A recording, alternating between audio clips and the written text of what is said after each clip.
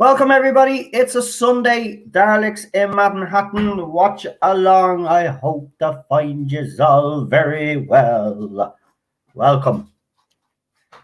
So, let's see. Let's see what's going on. Let's see. So, yeah. Okay. I'm going to start sending out me all invites. And, yeah, 2 minutes late. Yeah, I know. I was just finishing up. This time I didn't want to be eating while I was streaming, which I have been doing the last couple of days. Sorry, folks. But my sleep pattern's been all over the place. But I managed to actually have me dinner before we started. So, yeah, there'll be no more chewy coming from me. Next week's a big week. Rabbi's second teaser trailer, I dropped it. If you haven't watched it, it's only 32 seconds long. Go and check it out. It's on YouTube. It's actually very good. If you haven't seen it, check it out. As you know, next week is Star Wars week. So we're going to be focusing on Star Wars. And from the reaction I've gotten from everybody, it seems to have went down well with a lot of people. So I'm glad.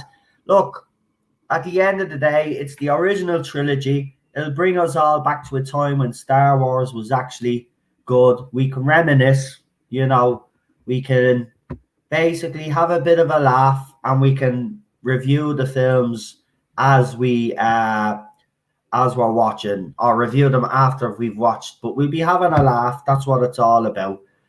So I can't wait. Next week is going to be very exciting, and it all kicks off on Wednesday with the very first movie, obviously, Star Wars. I'm old-fashioned, Star Wars. So, yeah, I'm getting me guests on, so I'm sending the links to...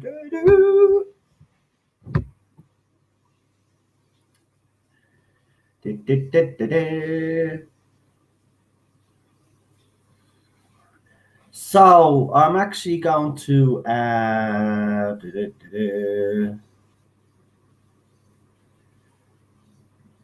that's it.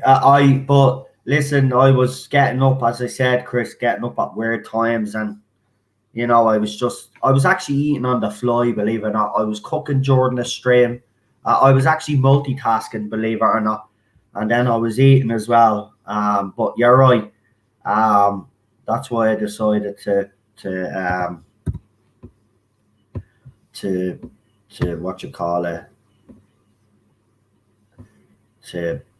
eat before. And I normally do, because I do, as you know, I don't believe in all of that eating, especially if people can hear you.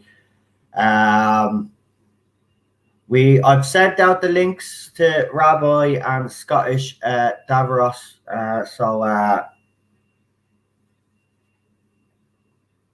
And Lee.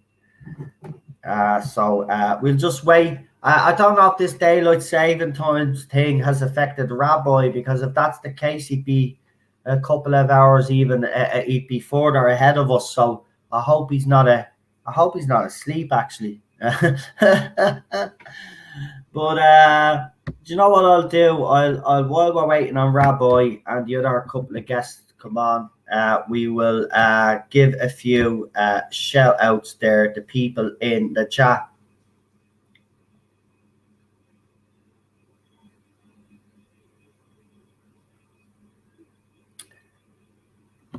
Right, so we've got Disaster Area. We've got A1 Pony First Class, who's been in the chat since I put the link up. So they've been waiting a while. So thank you for waiting. I really do appreciate it. We got Charlotte also in the chat. We got in the chat. Problem being, check your messenger, please. I've sent you a voice message. I want to ask you about when we were watching Blake 7 last night. want to ask you about the sound issue when we were actually watching it together, because I want to try something today. So if you could read your or look at your messenger, brilliant. So we got Chris also in the chat. We got Stuart Bowers in the chat. We've also got the Scottish Davros, who will be joining us on the panel, but he was in the chat saying hello. I'm well as well, Daniel. Thank you very much. We've got Retro Dicky. We've got Wolf in the Storm in the chat. We've got Charlotte, who I spoke to this morning. Was it this morning? Yeah, it was. Because she left and I didn't realise she left, so I was just a little bit worried. So I was worried after last night's live stream, so I went and I checked up on everybody last night. Kip Ellis is here. Welcome. Who else? We got Emma in the chat as well. Welcome, Emma. The real super doctor is in the chat. Welcome. Only smarties have the answer. Gary Hewitt is in the chat. Disaster Area is in the chat. Welcome. We got Darren M in the chat. Vanessa Law in the chat. Nice to see you all. We got PD Rich in the chat. I'm starting to get worried that Rabbi is not going to be joining us tonight because he still hasn't popped in, and that's unusual for him. Hold on. I'm going to send him a quick message. That'll give some of you a chance to some of the names, if I've missed any names. Just see if he's around. Rabbi, send you link.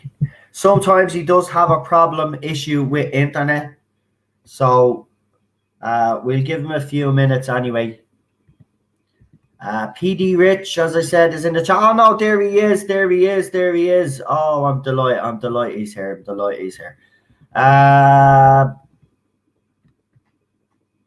And we've got Darren M, as I said. Right, it's time to bring on my guest, Lee. Check your messenger, please. Or if you've already responded, sorry, but you haven't. Lee, check your messenger. I want to ask you about when we were watching Blake 7, when I watched it on that other thing and I didn't screen share it, was the sound coming through? If you can tell me. If not, I'm actually going to watch tonight's episode on my laptop for a change, so Cheryl can actually watch whatever she wants to watch on the TV. So if you could tell us if the sound came through on the other side. If it didn't, then I'll be able to watch Daleks in Manhattan on my computer. Thank you, Lee. I've sent you a voice clip there, pal. He was in the chat there a second ago. I hope he's okay. Right, let's bring the two guys on. We've got them waiting, and both have come from different planets. One, not so great. Well, two of them are not so great, apparently, because, two of them fled here. One moved to Scotland, and the other one moved to Israel. So, we've got one place where it rains and snows all the time, and we've got another place where it's hot all the time. So if you like a bit of sunshine, Israel's the place to be. If you like snowmen and rain, Scotland's the place to be. But let's bring them on, because he's come, as I said, a long, long way. He's come all the way from Scaro. And as I said, he set his roots down in Scotland. I don't personally understand it myself, but you see, the thing about it is I'm from Dublin, so I can't really complain, because Scottish and Dublin weather, well, Irish weather in general, are normally the same. But it's the one and only Scottish Davros. Hello, how are you tonight, my friend? I'm good, pal. You look happy and well. How are you? Yeah, I'm not too bad.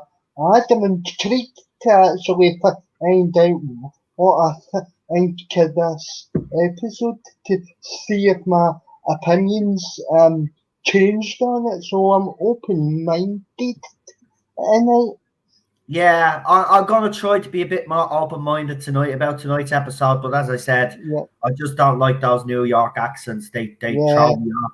I just want to give a special shout out though to Lee Anthony Davis, who has been sharing some of my videos. So he tells me on his Facebook groups. So I really appreciate that actually. So would you do us a favor in return? You know, obviously every good deed. You know, so if you haven't subscribed to Lee Anthony Davis's channel, please give him a sub and check out his stuff. And we've got the Thinking in the chat as well. Nice to see you, pal. I have to say that guy is fantastic. Some of his messages are fantastic. So thank you for the support. I really appreciate that, and everybody else. But let's bring on our next guest because he's been waiting a while. But he's come a long, long way. But he hasn't come here for anything else. But I'd probably write down saying food, alcohol, and boobies. But the three things that probably attracted them to this this planet. Maybe we'll find out off him. Actually, I've never really. We know it's boobies, but that can't be all of it. That can't be all of it. So let's find out off the rabbi from another planet what exactly what he likes about this planet. Oh, I've actually thrown him out. That intro was actually a good one, and then I ruined it. There's a lot about the planet I like. The boobies is the main one. I will say that it's much like the internet. You know, the internet is like 98% boobies, right? So that's my brain. 98%. But there's a lot that goes on in the other 2%. There's a lot that goes on. So, you know, I like I don't mind food. There's I like Italy's a very good place if you fancy eating. I like a bit of Italian. And that's worth keeping the world around, really. And the boobies. So anyway, I have an exciting announcement. That you I finally the second I worked out the first of my for the male gaze artistic cards that you can get when you sign up for my Indiegogo, which I'm going to have the sign-ups open next week. There's 4 artistic cards. The first one is called. They're all in a series called For the Male Gaze. The first one is a woman in a James Bond-esque pose, right? Like in the gun barrel pose. With a gun barrel behind her. However, she's dressed very scantily clad. Very scantily clad. I hope she isn't getting a chill. It's so there's that one. Then so the next one is I think it's going to be Perry. Perry seductively leaned over the Fifth Doctor's console, cleaning it, like soaping it up, right? And I think that's my thing. Perry soaping up and washing the Fifth and Sixth Doctor's console. I think in a bikini, obviously, and heels for some reason. What do you all think?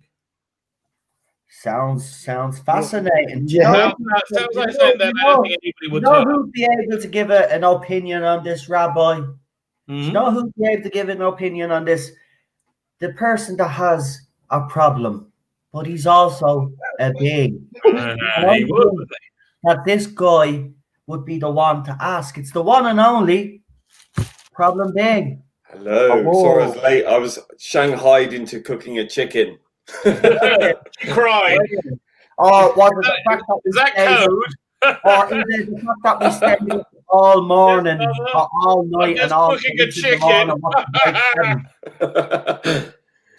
Yeah. Tell them the truth. It was the fact that we stayed up all morning to watch Blake 7. Yeah, okay. No, I have questions. What happened after last night's stream? You wanted to check on everybody. I'd rather not. If you, forget it. It's fine. Yeah. Watch it for yourself. All I'll just say is this, right? Is when we come on to the panels, we come on to have fun, right? And sometimes we do chat about things that people mightn't necessarily like us chatting about, right? Okay. If that's the case, I would just say, well, then, you know, maybe that's time when people leave the panel that don't want to discuss these topics, because, you know, last night I've had time to reflect. Last night, I didn't think it was the right time. If someone had something to say, it should have been said after the stream was finished. Okay, so I missed all that. Okay, fine, Yeah, whatever. it was after you left. This happened, but that's what I'm saying. I'm just going to say is, if people like that have issues and you're on a panel, it should be left to after the panel. In fairness, you know, you don't do that publicly, especially because that's not the way it should be done anyway, and it's a bit disrespectful to the people that have brought you on as well to do something like that. So yeah.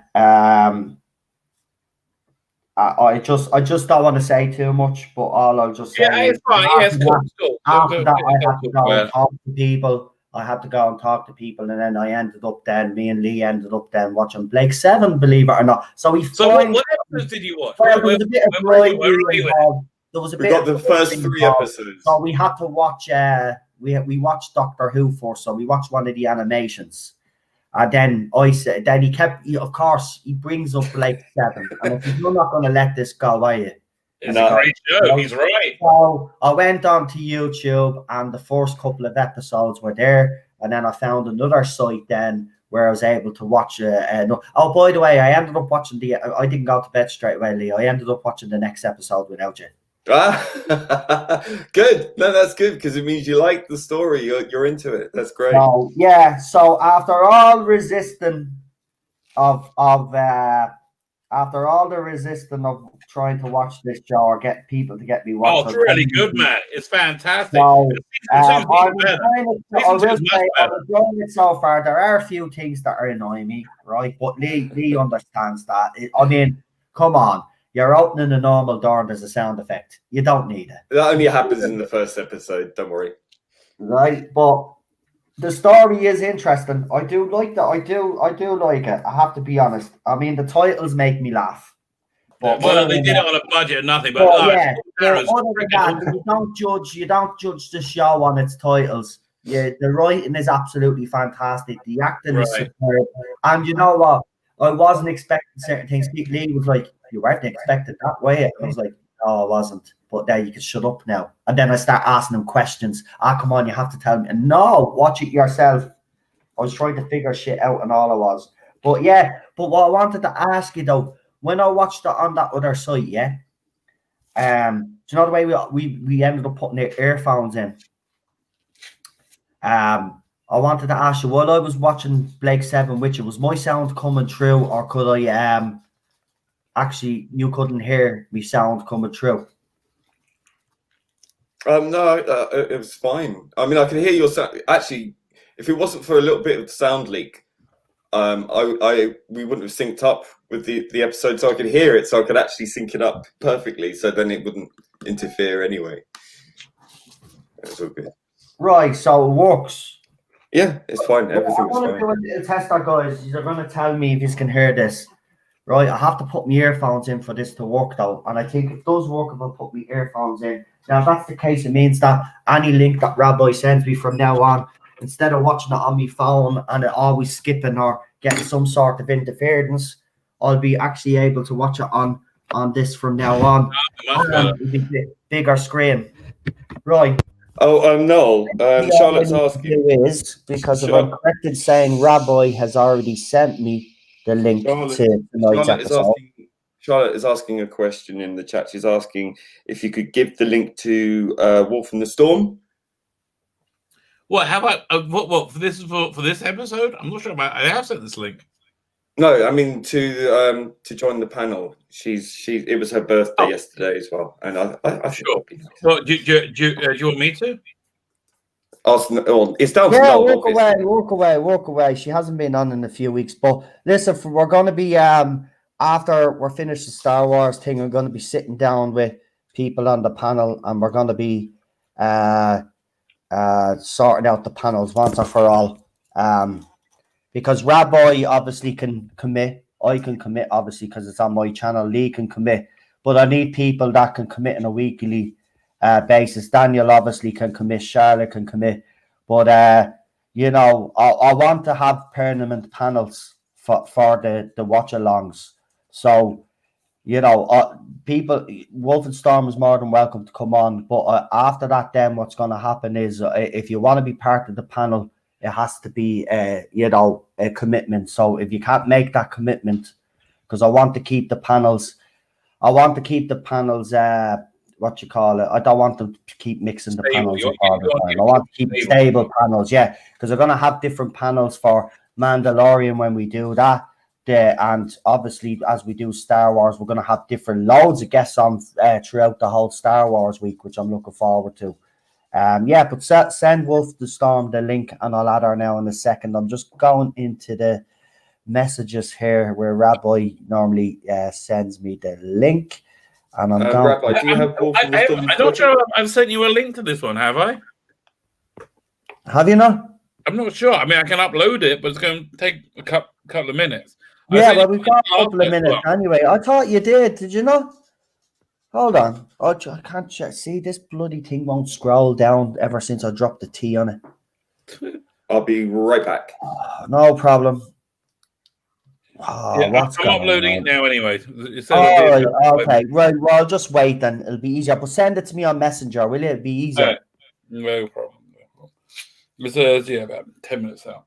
Right. So while we're having the conversation about panel stuff, there's anybody in the chat that can commit, right? Now, obviously, I understand if there's family issues and stuff like that, that cannot, you obviously, if you get sick, you know, things like that.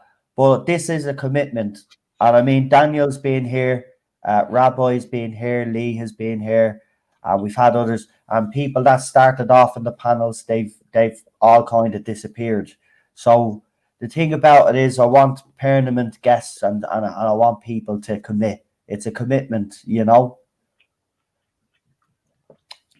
So yeah. Make a suggestion.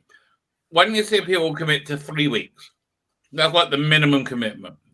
Because that way it's not too scary, right? And I think 3 weeks still is kind of stable. Is that stable enough for you or not?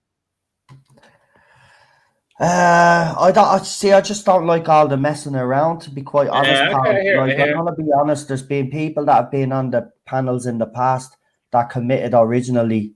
I'm not talking about Wolf and Storm, I'm talking about other people that committed and they don't even show up anymore, you know, and I'm just kind of sick of being messed around, if I'm honest. So I want to have everything set in stone, sort of thing. As I said, I understand family. I understand if the person gets sick and stuff like that and they can't commit for a couple of weeks, that's fine.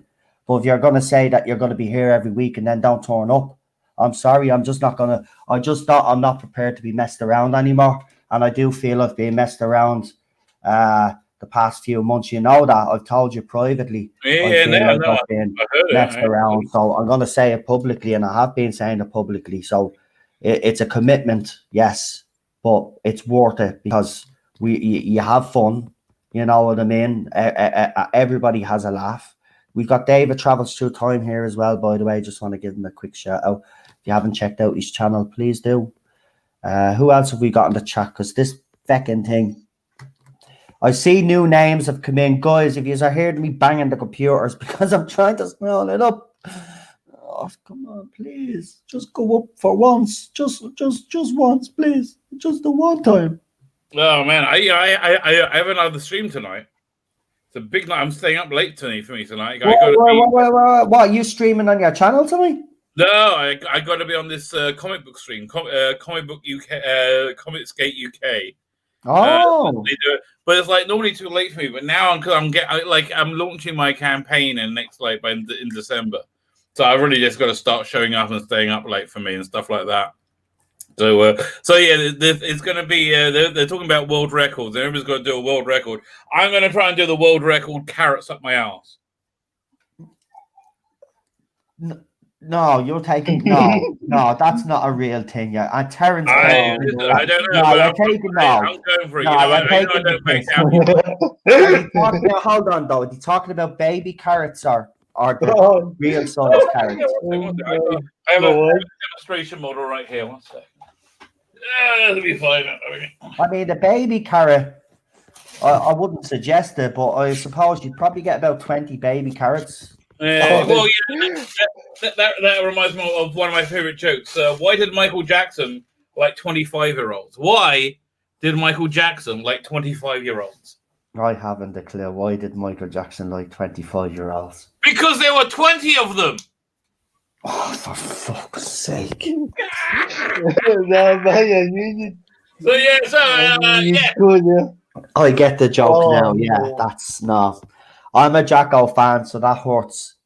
Well, not as much as this. That hurts. Oh, Let me see. Jesus Christ. So hold on. Is this a real world record? Or are you taking the pee?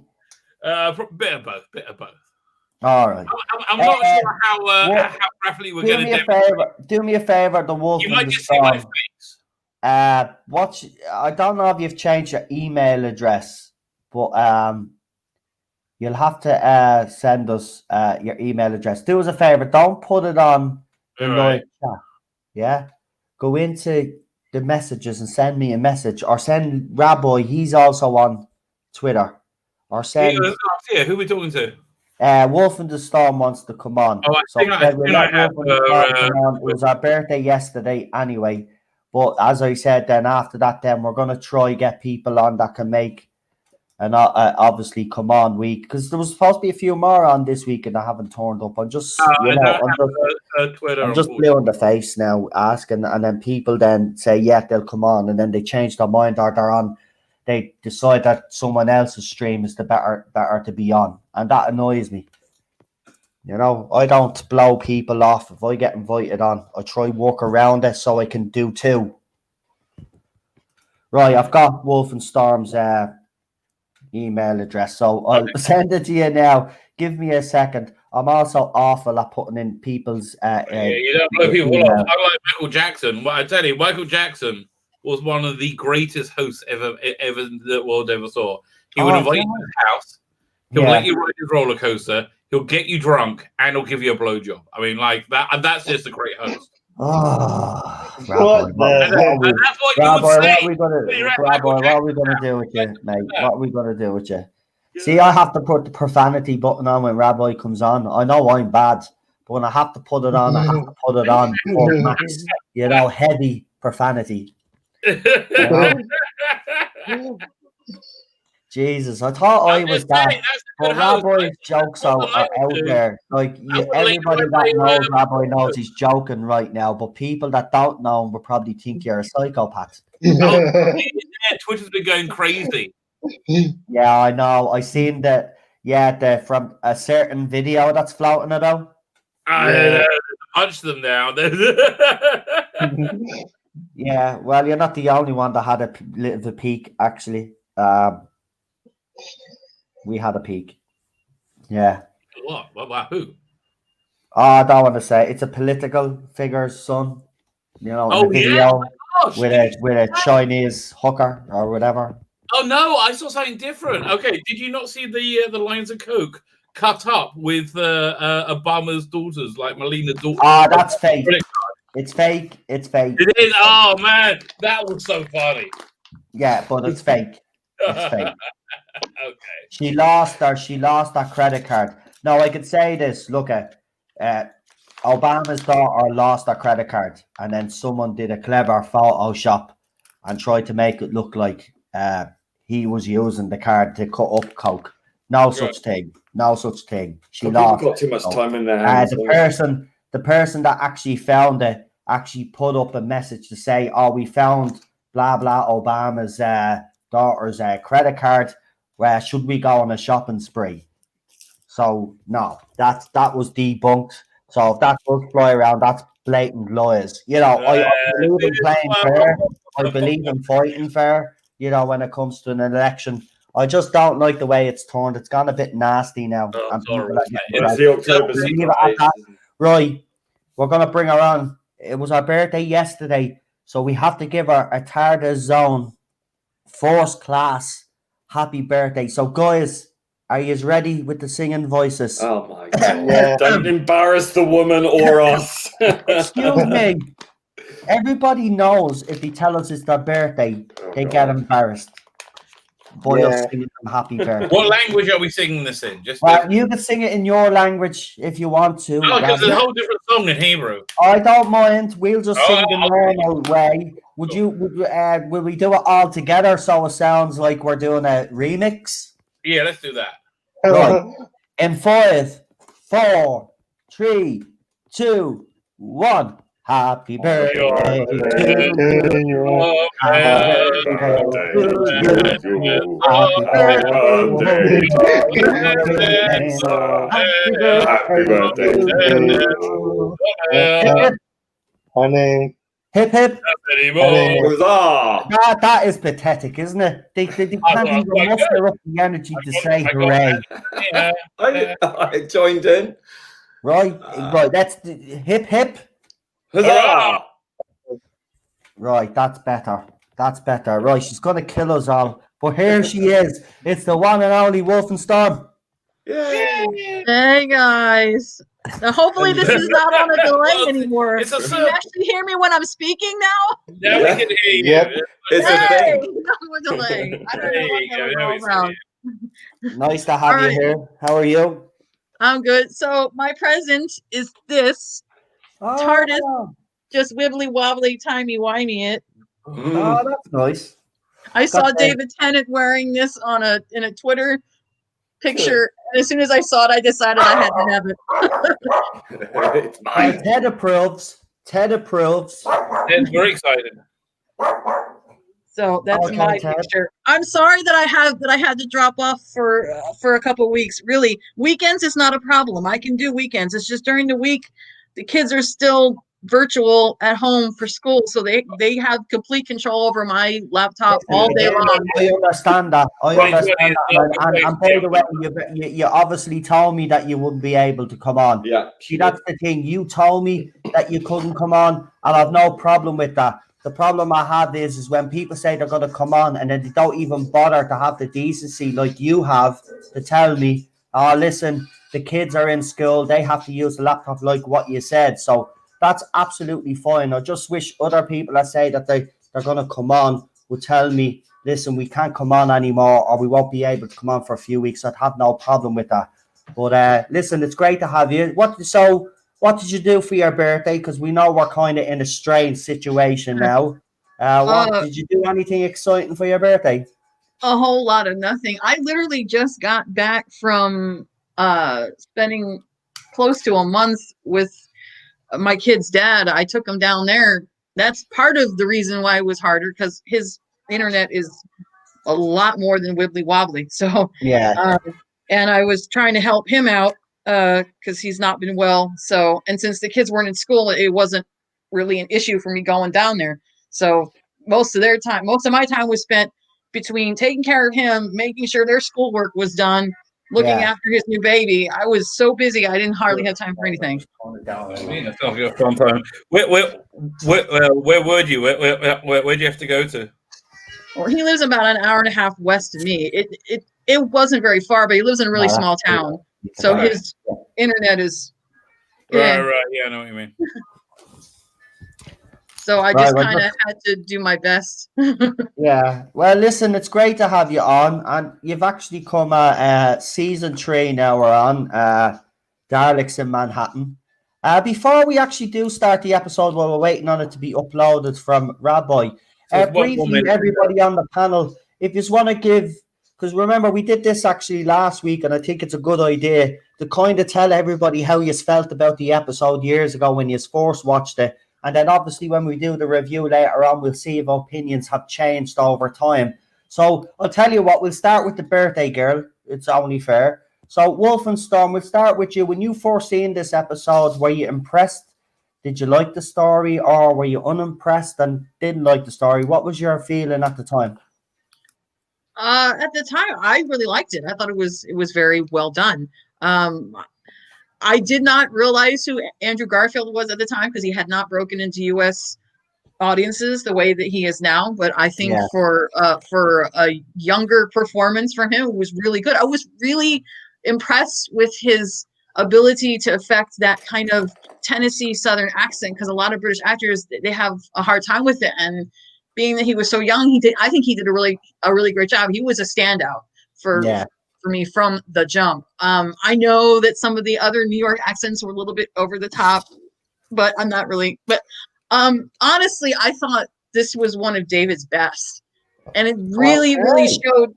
It really showed like how quickly he started to spiral, and how quickly he started to get self-destructive, because he was trying this whole time to maintain this air of like bibbity boppity, trying to be all cool and suave and hero like for Martha. But as soon as he is confronted with the cult of Skaro again, so soon after what happened in Doomsday, you can see that anger just boiling below the surface, because he's so bitter and angry, not just because of the Time War, but because of what they've taken from him personally.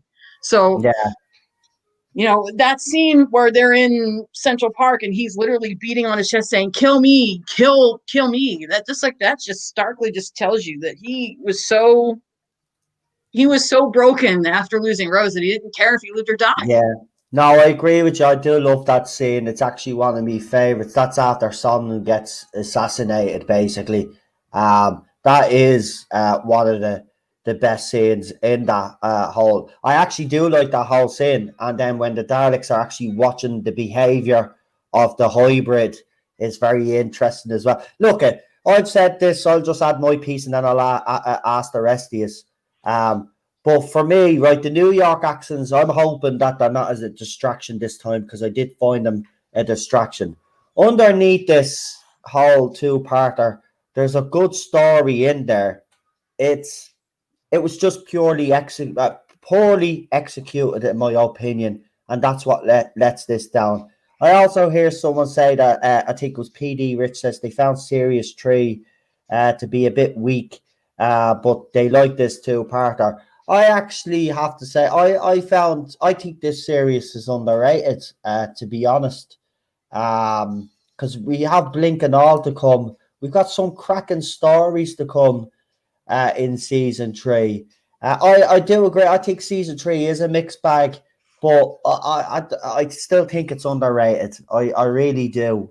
And that's my opinion on that. So listen, I'll ask the same question to Daniel that I asked Wolf and Storm, and then Rabbi, you can go next, and then Lee, you can give your opinion too. So Daniel, what were your thoughts and feelings at the time? I mean, at the time, I thought because I was because I was like, I was like 12 years old or something at the time. But like even after, I mean, even I thought at the time that the previous episodes in the series were a lot better than this episode that we're going to be tuning back into again tonight.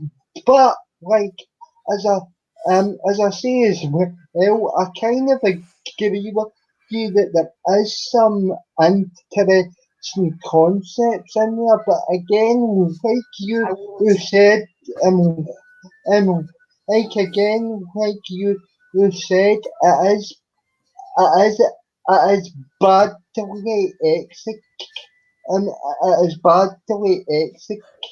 executed over, but which is a shame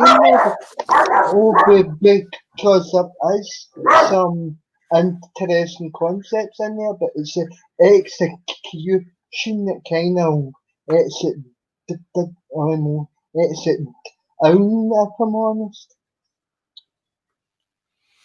All right, so for me, when I first saw this, I was in like that mode, and I'm still there actually. That the idea of not being delighted by anything Russell T Davies would do is like I couldn't even imagine. Yeah, I can't even imagine.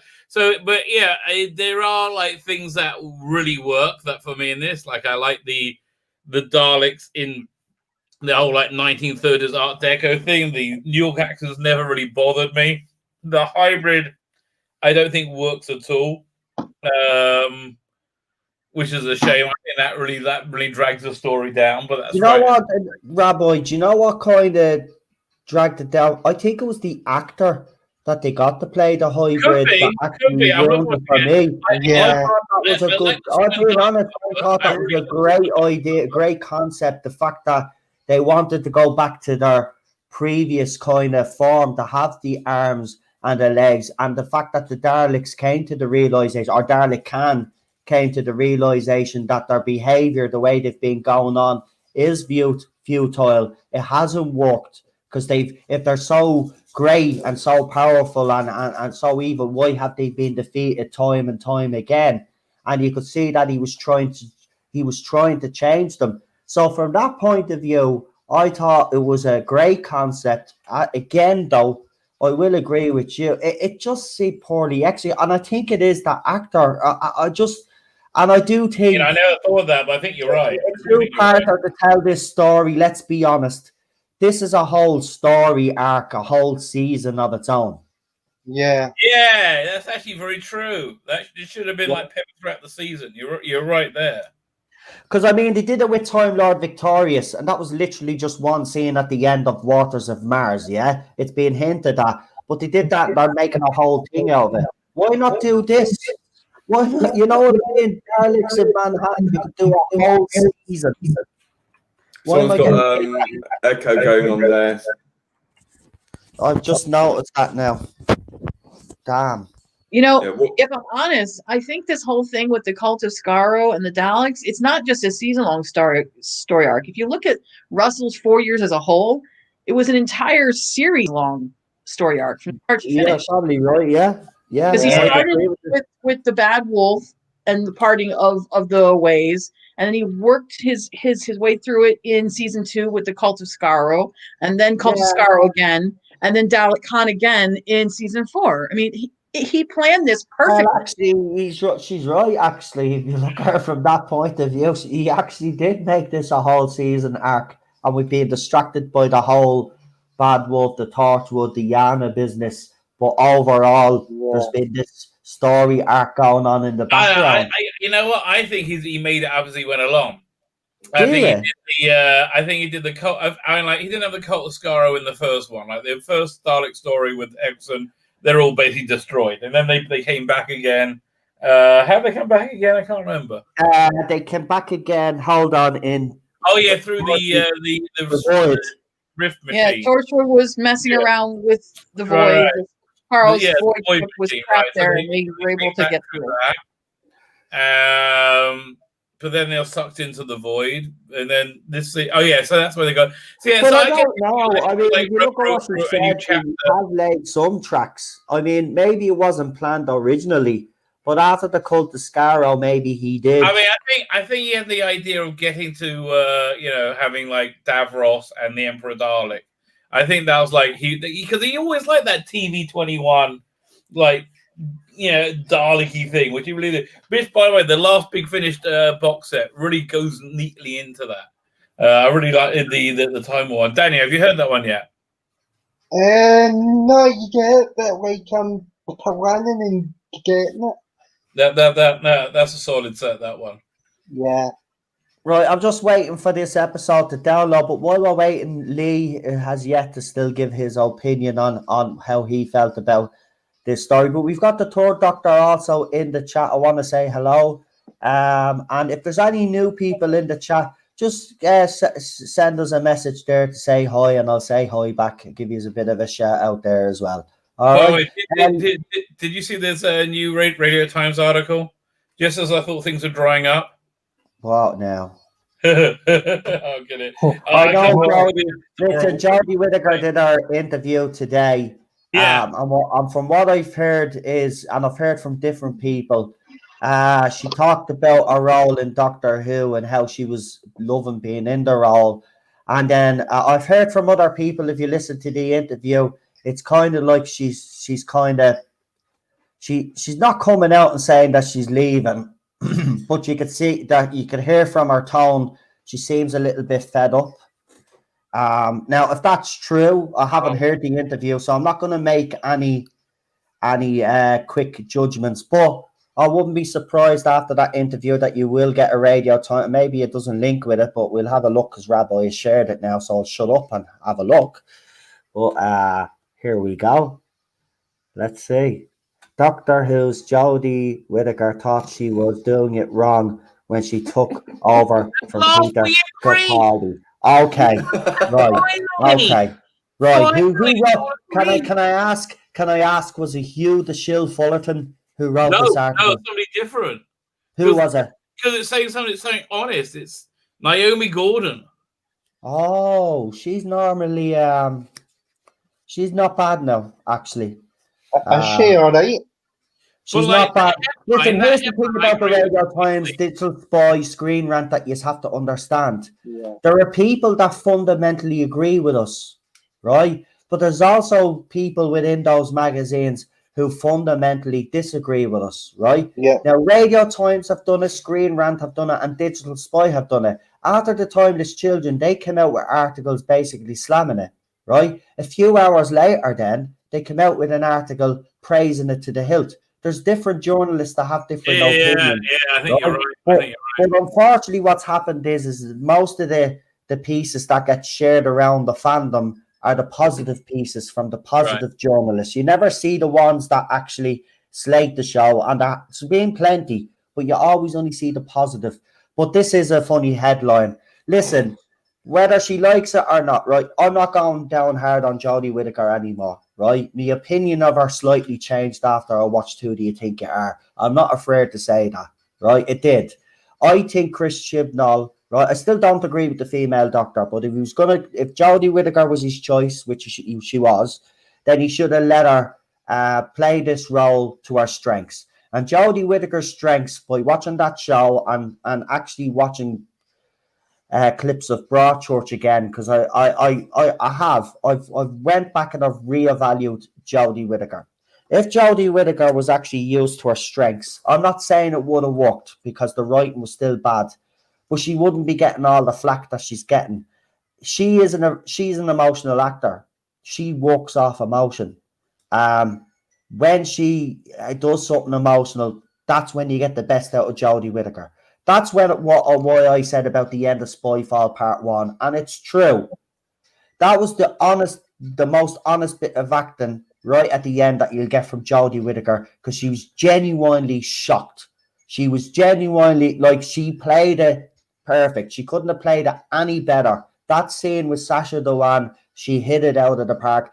And when she goes and checks Gallifrey, when she looks and she sees Gallifrey's destroyed, you could see in her face she was emotional, right? When she plays emotional, she is brilliant. And I think he should have tapped into that honestly, more. I can't see it. I can't see it at all. I'm with Rabbi. Yeah, I knew it was controversial to say that. But No, it's not controversial. It's just we disagree.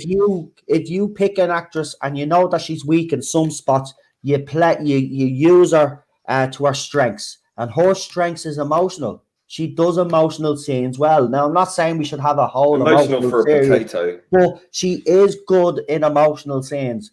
And I don't know. I think she should bail. I think the festive special would be the perfect time for her to leave. She could leave with her head held high. Listen, she did her best to what she was given. Yes, she has come out with a lot of rhetoric. She has, right? I don't like it. Personally speaking, personally as a woman, I don't really particularly like her, to be quite honest with you, with the stuff that she comes out with. It kind of annoys me. But as an actress, I don't think she's been given all the tools, and I think she has been hindered by Chris Chibnall, and she hasn't been used to her strengths, as I said. And if I was a Jodie Whittaker fan, I'd be really upset that she hasn't been used to her strengths. But I would go for her. I would say go Christmas. Go Christmas. You've done your 3 years. That will be 3 years, right? People can say whatever. Well, it's not 3. It is 3 years.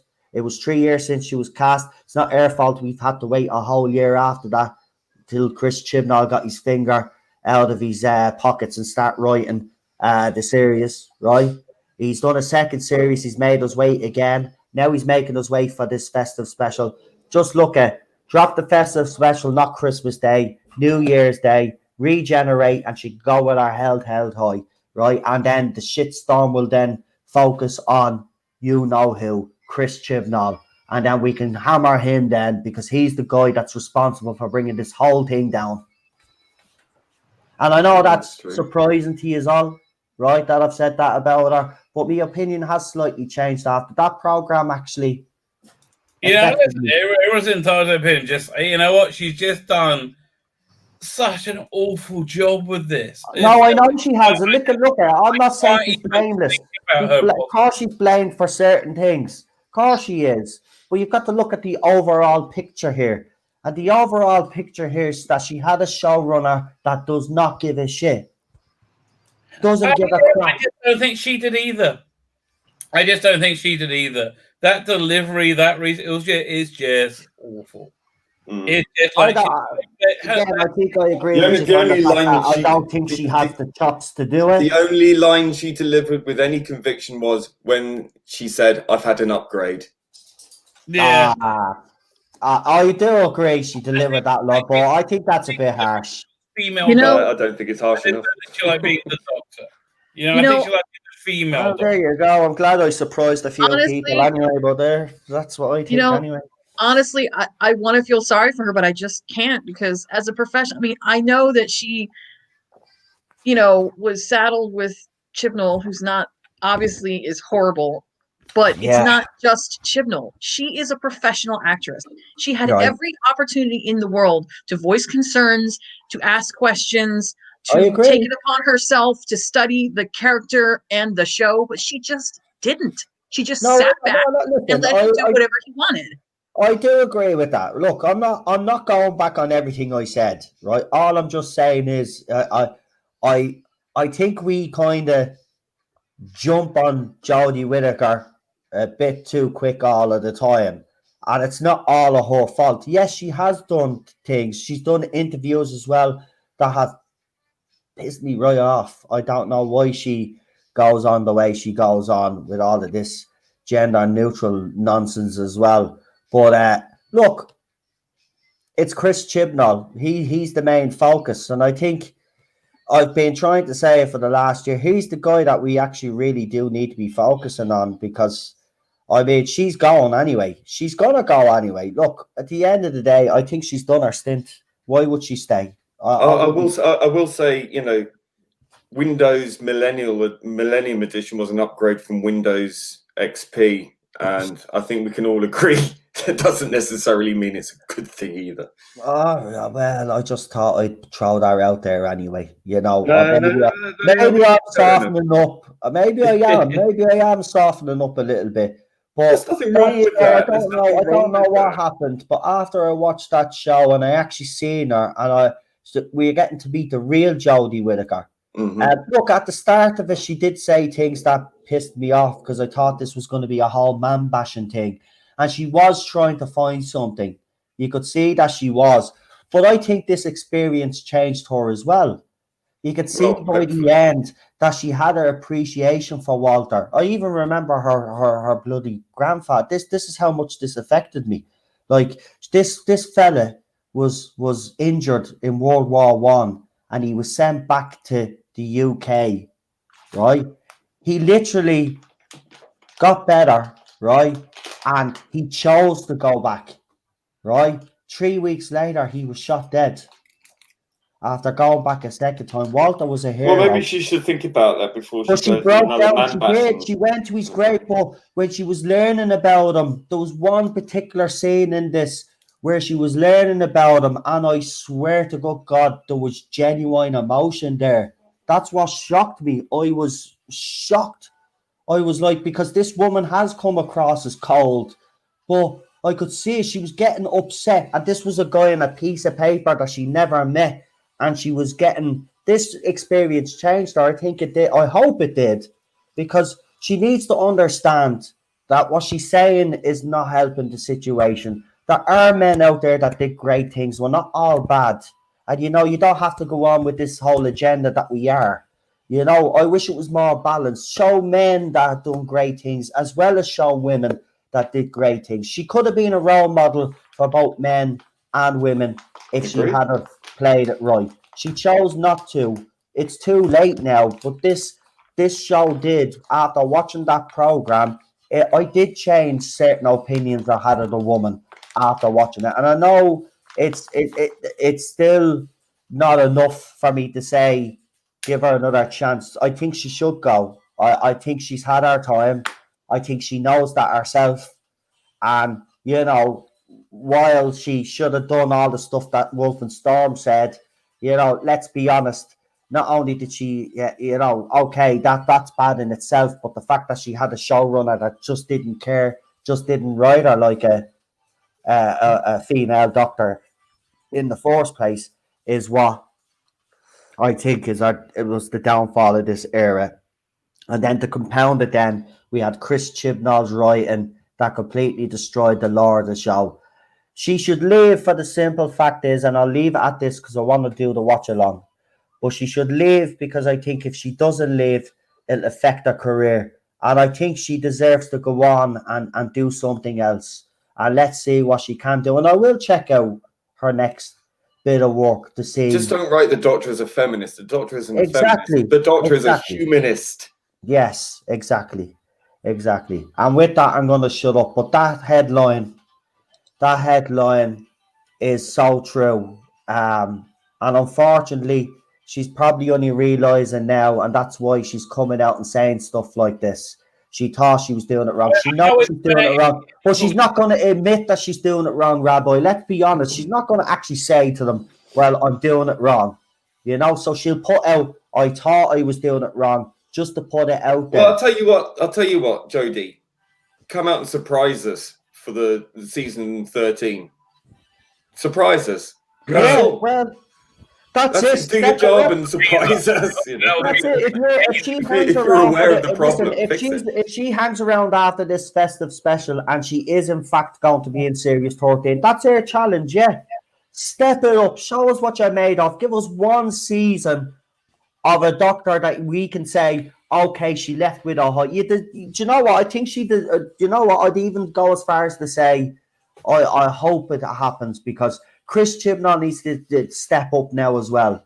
You know, give her something. Anybody. Give her something that she can actually be proud of, right? And give her something that will challenge her. Yeah. Yeah. Maybe don't write so many. Let's get the best out of her for at least one last season. No, I don't think there's any way. It's a pipe dream. I know it's not just that. Even if they did turn it around and did great Doctor Who, which they're not going to, but even if they did, they couldn't stop the rating of collapse that's coming because it's like there's enough. It's like it's heading to crash. That's the problem, isn't it? So either way, just step down. I mean, again, look at. I mean, I really like the McCoy era. You hated it, but like I think it really went up in quality, but didn't make any bloody difference. Well, so far the episodes that I've watched, as I said, I did like the Dalek one we watched. That was good, but I didn't like. Look, it goes like You like the Curse of Fenric? I think I was a bit harsh, and I'll tell you why.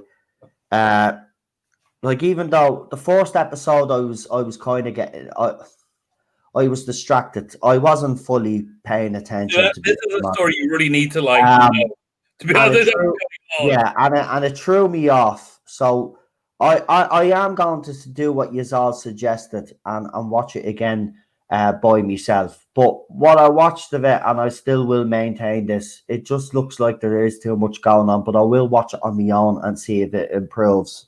But after the second episode, it was just so much to keep track of. I just got to the point where, sorry, I just can't. I can't. It has to be intelligent, and I didn't see anything intelligent. And that it's a really intelligent story. But if you're not going to get engaged with it. Shall we start? Because I need to check on my chicken and you check on your potatoes on boil. You check on your Shanghai. Check on your Shanghai chicken, as you call it. Go on, and I'll tell you what. We'll start in a minute because I just have to have it go to the toilet. So just give me a second. You know, while Ira's gone, I'm going to tell you the easiest and the best chicken recipe. Okay, really easy. So what you do, you get your chicken, you dry it up, you put it in the middle of a pan, get salt, kosher salt, I think, thick salt, and sprinkle it around the outside of the pan, and make sure it doesn't touch the chicken. Put the chicken in the oven, turn it on. That's it. That's all you need to do. Perfect. Well, I patted the chicken in salt, so. Yeah, okay, guess the same thing. There you go. And as for my views on this story, I didn't like it, to be honest, when I first saw it. I haven't seen it since. For me, this story really sort of made me dislike Tennant's era like a great deal when I first saw it. I've put him up in my estimation since, so maybe this will change my mind. I didn't like the pig men thing. I didn't like the Dalek human thing. I thought that was the hybrid thing. I just thought it looked silly. Well, I agree with you. The accents were a bit iffy. Yeah, I mean, the whole thing could have been so much better. I think. I think the idea is not bad. I just think it was not very well executed. But that's just me. So yeah, honestly, I think the whole they do blame them the reveal of the hybrid before the episode, the thing that killed the episode. But nah, the hybrid just didn't work. For me. I mean, it's what Noel was saying about it being the actor. That's interesting. I never thought of that. I think he might be right. Yeah, I just think the Daleks have just never really been like proper Daleks, like in the 70s and 80s, particularly. I think that they really got it right, and the mutants are supposed to be these green slimy things, but they're now this sort of pinkish cute things with a big eye. I just think that's it humanizes them too much. I know they came from humanoids originally, but I just kind of preferred that kind of more alien-esque. I don't know. But again, I think the actor didn't do it any favors. It was like a little bit like. Did you ever? A lot of people didn't like it, but did you ever see Prometheus? Oh God! Can I do something? I want to try a little experiment, and I want you to let me know if you can hear this, right? So I'm literally going to play the first couple of seconds of this episode, and all I just need to ask from you is if you can hear it coming through on the stream, okay? So I'm about to play it now. Let me know if you can hear it. Hopefully, with a couple of seconds, they won't kill me with a copyright. Yeah, you can hear it. Yeah. Barely. Yeah, but I can Yeah, hear but it. you can still hear it. That's like music. how high? Do you have headphones? Yeah. So hold on. I'm at the turning it down. Let me know. I can't hear anything. All I can hear is I don't hear anything either.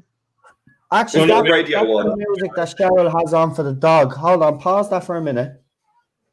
Please. Thank you. Right. I'm going to do it again. Tell me if you can hear it. Nope. No, nothing. Okay. Well, then I've sussed it out. Fantastic. So it works. So what me and Lee did last night actually works on this. Brilliant. Because it's different when obviously it's different obviously when we're offline because it doesn't make a difference. Look, I can put Blake 7 on my server for you on my Google Drive. Oh, that'll save me from because no the next episode I'm on is the web, and really cool. We only had 10 minutes on, but Lee did send me a Daily Motion link. But if you could send me the whole lot, brilliant. Because I'm actually gonna. You know what else I got that's really cool? It was never released. They had the guy who did 30 Years in the TARDIS did documentaries for the DVDs on each season. So season 1, season 2, and season 3. Is there a season 4 one? I don't think there's season 4. What? Blake 7? No, of the documentaries that but they would. I'll be back. They're excellent. Right, he's checking his chicken. It's probably jumping out of the oven. It's probably gone. No, Lee is cooking me. Get me out. I had duck this week. I had duck. I love duck, Rabbi. Oh, jeez, me and you would get on great, man. Me and you seem to love food, and I love food. I love any food. I like seriously, man. Duck is my favorite. Though Cheryl actually surprised me one time. She brought me home duck. I was amazed. It was lovely. Oh, I've never tried it. oh, Oh, it's lovely. It's lovely. You just put the duck on a tray, right, and then season it whatever which way you want to season it. But you throw it in the oven like that, no oil, because you cook the duck. You slow roast. Well, you obviously you start off fast cooking a duck, so all the fat reduces, right? Then halfway through cooking, then you take it out and you pour the fat out because there's a lot of fat. Now you can use that duck fat to actually roast your potatoes. So you can have duck fat potatoes as well. But then you They sound throw very the duck back in the oven, turn the temperature down, and cook it for another hour. And that baby, just when you take that out, it should just it's like butter. It should just break off. Lovely. And with your potatoes and baby carrots, maybe. I don't know what else, but maybe I like sprouts, so I'd have sprouts with that as well. very Maybe. good. Good choice. Yeah, and maybe a bit of cauliflower. Yeah, Like which are I like flaked almonds with my sprouts. I've never tried that now, but I heard it is nice. Yeah. It'll take some of that bitterness out, wouldn't it? I suppose. I've only ever had sprouts done properly once before, and they were done so nice. They were really sweet and tasty. Actually, they weren't like that horrible bitter too. Yeah, see, that's the thing. People also always overcook a sprout, and when you overcook a sprout, you kind of lose all the taste. To be honest, by the time you take it out, if it's really dark in color, you've overcooked it. You take it out, you're essentially just eating water. You've lost all the taste. You've lost all the nutrients. So you're only supposed to cook sprouts for a few minutes. It's like, some people don't like their sprouts with a bit of crunch, but you're supposed to have. That's the way they're supposed to have eat. like a bit of With a little bit of a crunch. Now, I'm not saying they have to be rock solid. You can cook them the way but don't overcook them. They're horrible. Sprouts are better cooked the way they're supposed to be cooked. And then just add a little bit of butter on top of them. Well, okay. If you really want to do around, I would have a turkey as well. Oh, Jesus! Stop with the turkey. I know. Right, enough of this. Right, let's do this. Right, who wants to do the countdown this week? Rabbi, do you still want to do the countdown? I'll whatever you want me to do. I'm happy. Right. Well, let's get it on. Okay. 5, 4, 3, 2, 1. Press play now. And we're in the 30s.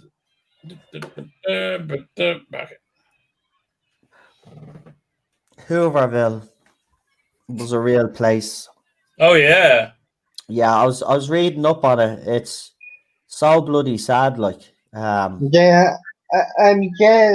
shall get a hype over to it. Not only that, it highlighted it in this episode as well. Like, while they were going through a depression, they were building the Empire State Building. Like, right. I need to know if this guy that plays Laszlo is an American or not, because I swear to God, he could be like a double for Chris Pine. Right, I'll check now for you.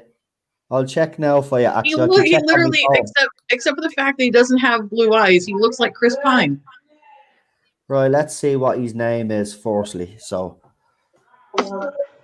Laszlo. That's a weird bleeding name anyway. I don't see it. I'm fairly certain that the guy that plays the Dalek the hybrid, like before he becomes the hybrid, I'm fairly certain that he was probably a British guy trying to affect a really over-the-top New York accent. I think it was Canadian. Right, I'll find out now. I have Laszlo up, so I'm just checking now the Wikipedia, because then we'll find out the actor's name, and then I could see what country of origin. Who wrote this? Was it Rusty Davis? Right, the main actor is called Ryan Kearns, and he is from. Yeah, he is an American actor. You can tell. Wolfenstein. He's an American. So he's an American accent. So who did you ask me to ask? Who did you ask for next? The one that plays Dalek Sec. All right, Dalek Sec, Doctor Who. Okay, That'll be easy. Before he becomes Daleks. Yeah. Because that accent was just over the top. Like, Yeah, that's the accent I don't like, and I don't like Tallulah's either. That's what threw me off. Isn't So she I married Razon? Believe it or not, I actually have this episode really low, but I could still hear what's going on, just so Tallulah doesn't annoy me. No, the guy, he's a London-based American actor and musician. So he is American. Yeah. As a There minute. you go. So it's Americans that can't put on a bloody American New York accent. I think he was That's really over funny. the top of it. It is, though, isn't it? I want to find out Tallulah. Hold on. Is Tallulah from... I think she is. She sounds the most like a New Yorker. Right, Tallulah. Where is she? Tallulah.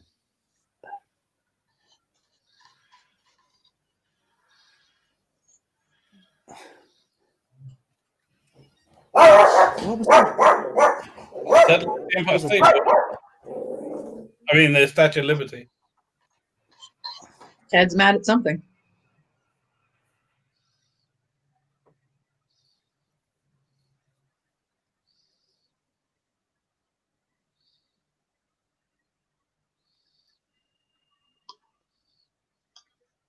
You ever notice a pattern with the episodes and Yeah. all the places that he takes her? It's sad, I really. didn't even know, so I was like so sucked into it.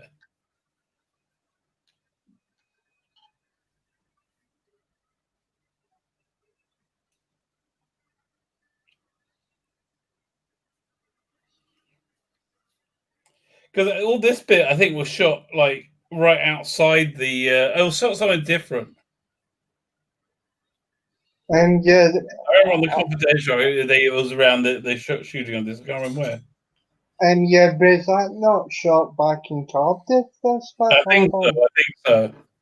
That grassy area there that they're standing on, even though you don't see much of it, it looks exactly like the apple grass from New Earth. Yeah. It was.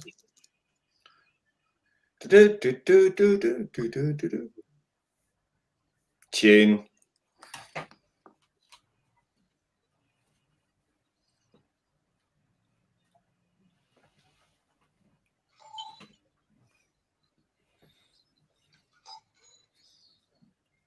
Yeah, didn't they like burn it down? Hooverville. Yeah. The police did because they were trying to root out crime, but it didn't work. Elliot Ness burnt down the Hooverville in Cleveland when he was to stop that torso murderer during this same time frame, but it didn't really work. That's a good graphic novel, but I'm just reading the last thing of Powers they did, and it's just such a chore. He just, I don't know, lost it. Right, I've checked. The actress is from England. Yeah, it's Miranda Razon. She's famous. Yeah. She needs to work on her accent, though, I really like him, though. The main guy. He's really good. Solomon. Yeah, he's brilliant, he is, yeah. And yeah, I think he was actually on Hobby City as well, no? It's one of the things that I think Russell was the best at, more than any other show runner that I've seen, is that he is so good at developing every character that you see, and he doesn't give the side characters too much, but he gives them just enough and just perfectly enough to get you invested, so that if something happens to them, you feel it. You're right, and he does it so effortlessly with just a few strokes of detail. You know everything about him. Because when you don't get to know a whole lot about him, but you know enough and you care enough in just the 1 hour that he's there, that when he dies, you feel that. You really feel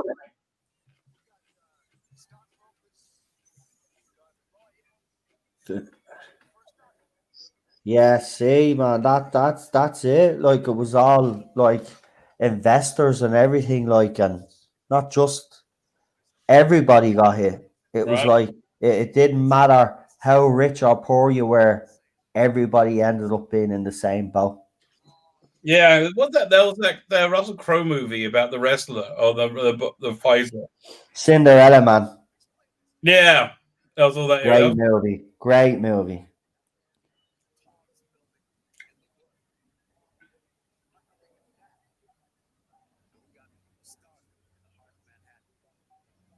And yeah, because wasn't Solomon a doctor?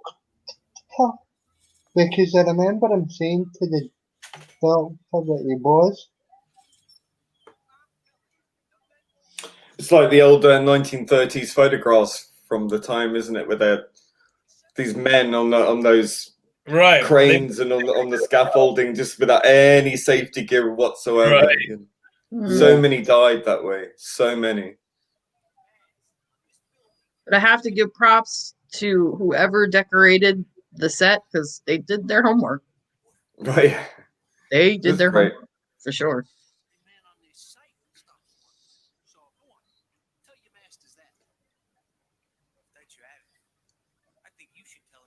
Again, see, this for me really works this bit.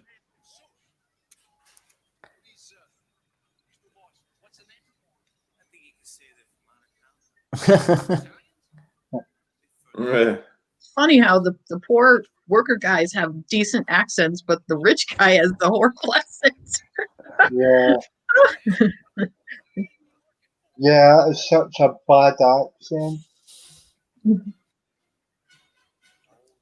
But it just so works. See, the doors of the lift look very similar to the doors in Dark Water with the Cybermen Right. eyes. Yeah, that's actually probably reused to me if you think about it. I think, it's less the accent and more him playing up this whole wise guy pastiche, like this, Italian mobster wise guy type. It's a little over the top. The accent just added to it.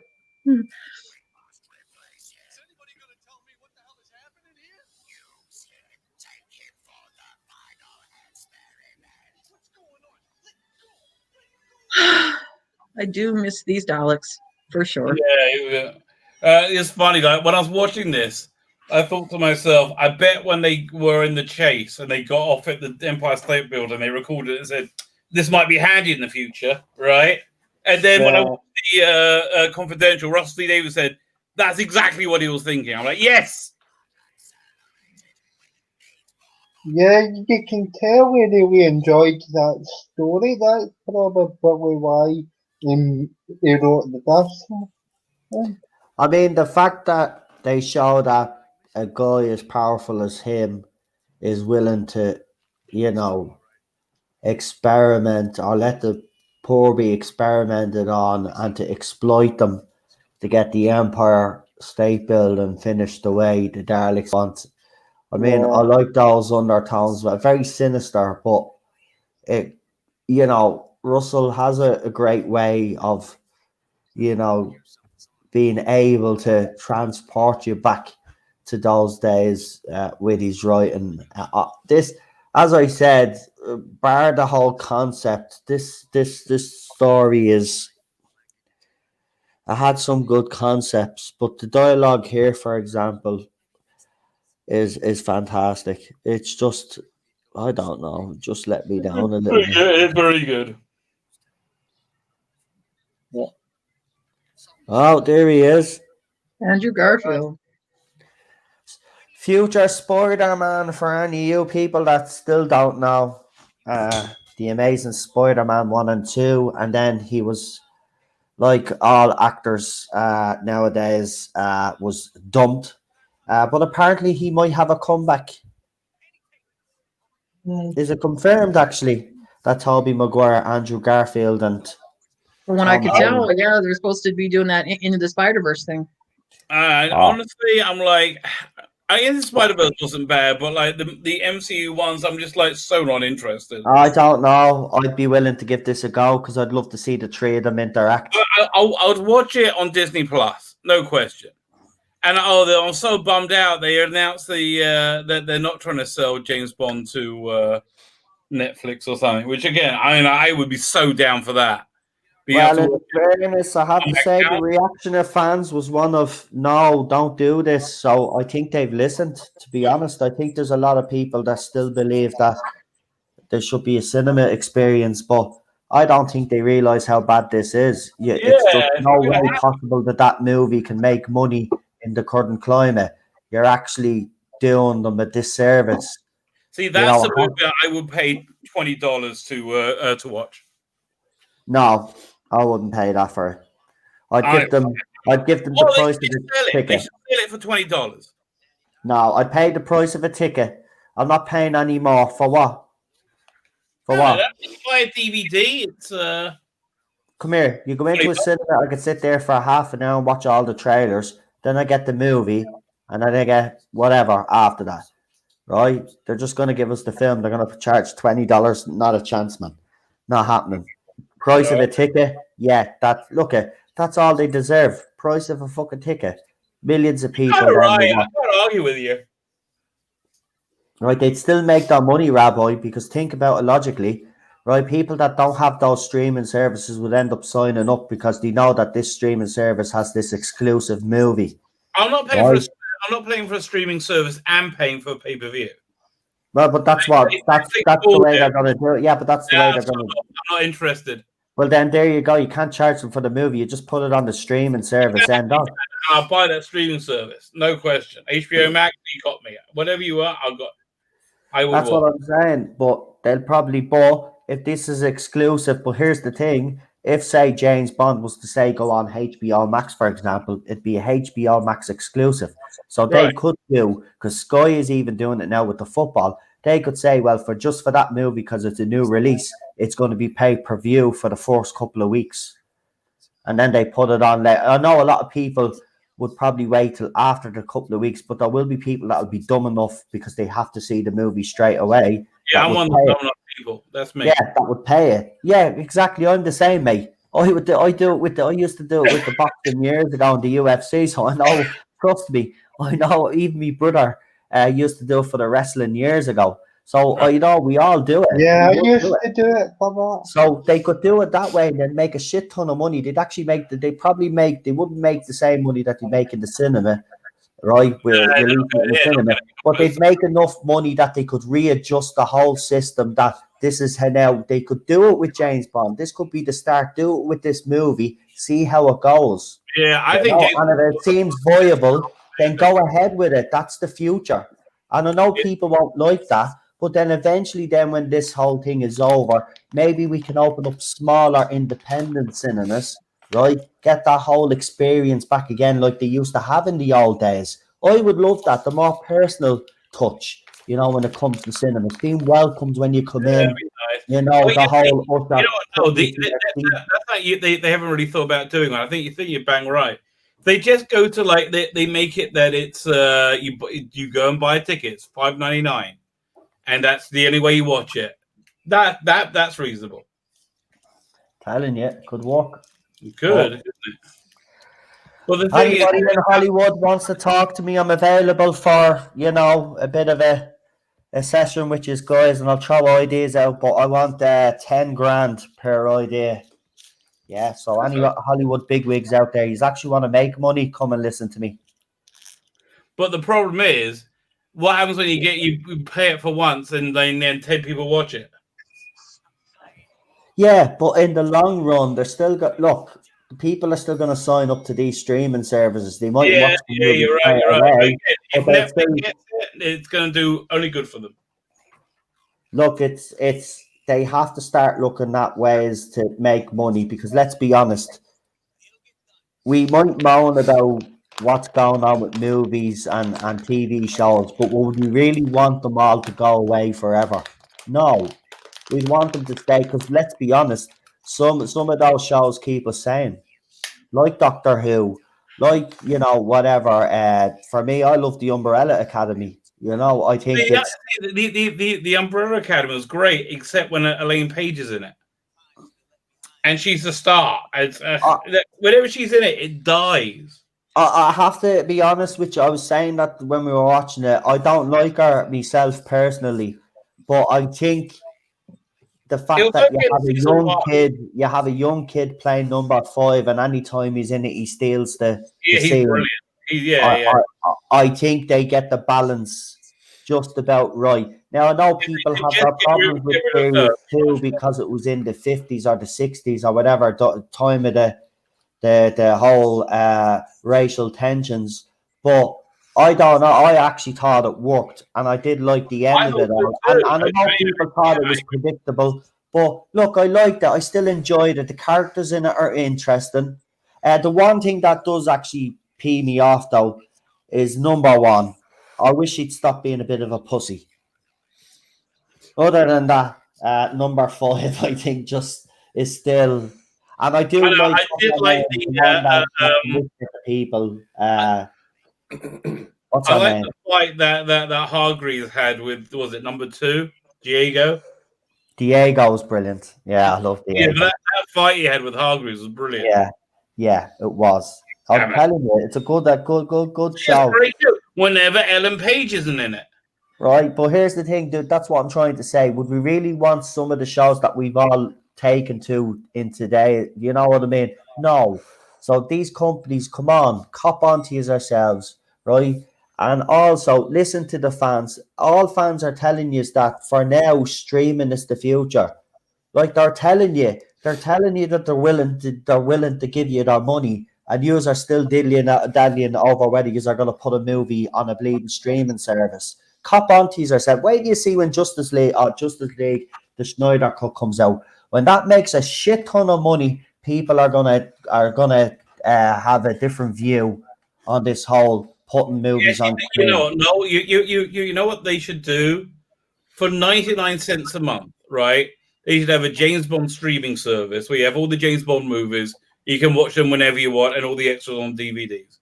99 cents a month, and then if they want to and then use that platform to do this movie pay-per-view. Yeah, I'm telling you, man. There's so much they could do. That's just the way it is. That would be so cool. I'll pay that. Yeah, look, they don't even know. They've got that market there that they can tap into. Fans are literally telling them, put these things on streaming services. You know, people that don't even have these streaming services say, listen, if you put this movie on, I will subscribe. Yeah, like there's people saying it. So do it. Do it. I mean, look at how good shows on Netflix like Lucifer, Cobra Kai, Stranger Things. I mean, them people wait the entire year just to find out when these shows are going to premiere because they want to see them so badly. Exactly. I mean, The Crown is coming back. I don't know if anybody watches The Crown, but The Crown is coming back. Yeah, I can't wait. And I can't wait myself. Like, I've waited for that. It's the what? Oh, man, I just can't wait. It looks deadly. Diana is going to be in it. Margaret Thatcher, the Iron Lady. But I'm looking forward to seeing what Gillian Anderson is like playing. Yeah, I bet she's good. Maggie, because I think Meryl Streep nailed it on the head when she did that Iron Lady movie, even though it was loosely based on facts, but she plays the Iron Lady and she's actually brilliant in it. So I think she won an Oscar, if I'm correct for it. Yeah, I think so. No, a question for you. On when we do was it on Wednesday for Star Wars? Yeah. Are we watching it together or are we watching it beforehand? No, we're watching it like we're doing the watch-alongs now. We'll watch it together. Yeah. Okay, fine. Yeah, I think it's better if we do it live, man, because... Yeah, I agree. And I think it's better that, because we'll be able to talk about our favourite scenes while we're watching it, and people can interact in the chat as well. And if they have obviously everybody nearly, I say, has Star Wars. But it'll be good. It'll be fun. I can't wait. And by the way, your second little promo trailer threw up is doing very well. Oh, I got to do another one. Sorry, I meant to get to that today. So thanks very much. Luke Skywalker features in this one, guys. If you haven't seen it, Except, You got a bit of Luke Skywalker for Star Wars. except Facebook had to be dicks about it, didn't they? Because I put the Force One trailer that he did for me on me Facebook story, right? 26 seconds. So this video is 22 seconds. So even the second one was too long and I had to cut it down. But they copyrighted it because it has music from bloody John Williams or something, and so I had to mute the bloody music. But it's fine on Twitter and it's fine on bloody YouTube. So I just thought Facebook are just being Facebook, essentially. Idiots. Real, like destroying their own platform with all of this nonsense. Like, come on. Fans want to share things that they create. And a rabbi creates something that I wanted to share, and you don't even, because it has a little bit of music. Listen, we're promoting that crap. If Exactly. you should be patting Rabbi on their back. And this fella with the games saying that he wants streamers to be charged, go and cop onto yourself. We pay 70, 80 euro for a bloody game, and it's not even the full game. We have to buy add-ons to complete the game. And now you're telling me because they go and give you free advertisement that you want to take money off them. Go and cop onto yourself. It'll never happen anyway. These people need to check themselves and see what we're doing. We're actually promoting our crap. Yeah, it is bizarre, isn't it? I mean, they should be grateful. Grateful. They should be more than grateful. They should be kissing their feet. How dare they? No, seriously, I'm sick of the way fans have been treated these past few years. Right? They've been treated since 2016 with nothing but disrespect. Right? Called racist, bigots, homophobes, you name it, transphobic, every name under the sun. Because all they want is for their loving franchises to be treated with the respect that they deserve, the characters, the respect that they deserve. And then what happens? Because they defend them, they're slated, they're shamed, they're doxxed. By the way, did you see that idiot that doxed 3 nuns that were at the Trump rally? Oh, yeah. What a scumbag that guy. Yeah, I know. It doesn't matter what side you're on. You don't go doxing people. End of. See, this dox somebody, don't dox nuns. This whole thing, this whole election thing's become ugly. I can't wait for it to be over. I really can't. It's vile. How low do you have to go? I'm telling you, there's one side of the aisle. Yeah, but I will actually say, to be balanced as well, I think that certain video that was dropped as well was not in the nation's best interest, to be honest. And in it, look, that guy certainly needs help. And the woman that was in the video apparently was not doxxed, but was shown. No, you don't do that. This is not how you do it. This is not politics, and both sides should be ashamed of themselves. I have no idea what that story is. Right. I'm not going to mention it on the channel because you're probably already in trouble for mentioning the thing anyway, because they've been censoring all over the place. But a certain video that wouldn't want to be shared on public platforms was shared. You'd probably more than likely see this on a kind of a site that's made for that adult site, let's just say. Oh, was it like somebody's home video? It was someone that's involved in the election, like a son. Yeah. Oh my God! What else did this kid do? It doesn't matter though. This is the point. It doesn't matter. It doesn't matter what he did. This is not a story. This is not a story to swing an election. Just like doxing nuns. No, it's not. Just like 3 nuns. No, doxing 3 nuns isn't. I think it's getting out of hand. People forget a bit of perspective. You've got a choice, A or B. Less evil, more evil. That's your choice. Go for it. Make it. End of. But no. It makes one candidate completely vulnerable for a foreign power to get leverage. Yeah, but what I'm saying is the video didn't have to be released. The FBI, you know what I mean? At the end of the day, there could have been a different way to do this. And I think that's what I'm trying to say. I'm not saying that Americans shouldn't know what's going on. Of course they should, but not the way it's being done, Rabbi. The way it's being done right now is disgusting from both sides. For God's sake, Jesus Christ, it's an election. Just vote who you're going to vote for and leave it at that, for fuck's sake. And whoever wins, wins. You don't need to go dox people or go this far. You know, it's getting too much. It's getting too much. People are innocent people and everything. It's just... I No. can't wait. I keep saying I can't wait till it's over, but it's never going to be over. Well, I know that, but at least after that election is done, when the result is known, then either people have to move on, either people need to move on, or then we get another 4 years of the same shit that we got. And do you know what's going to happen?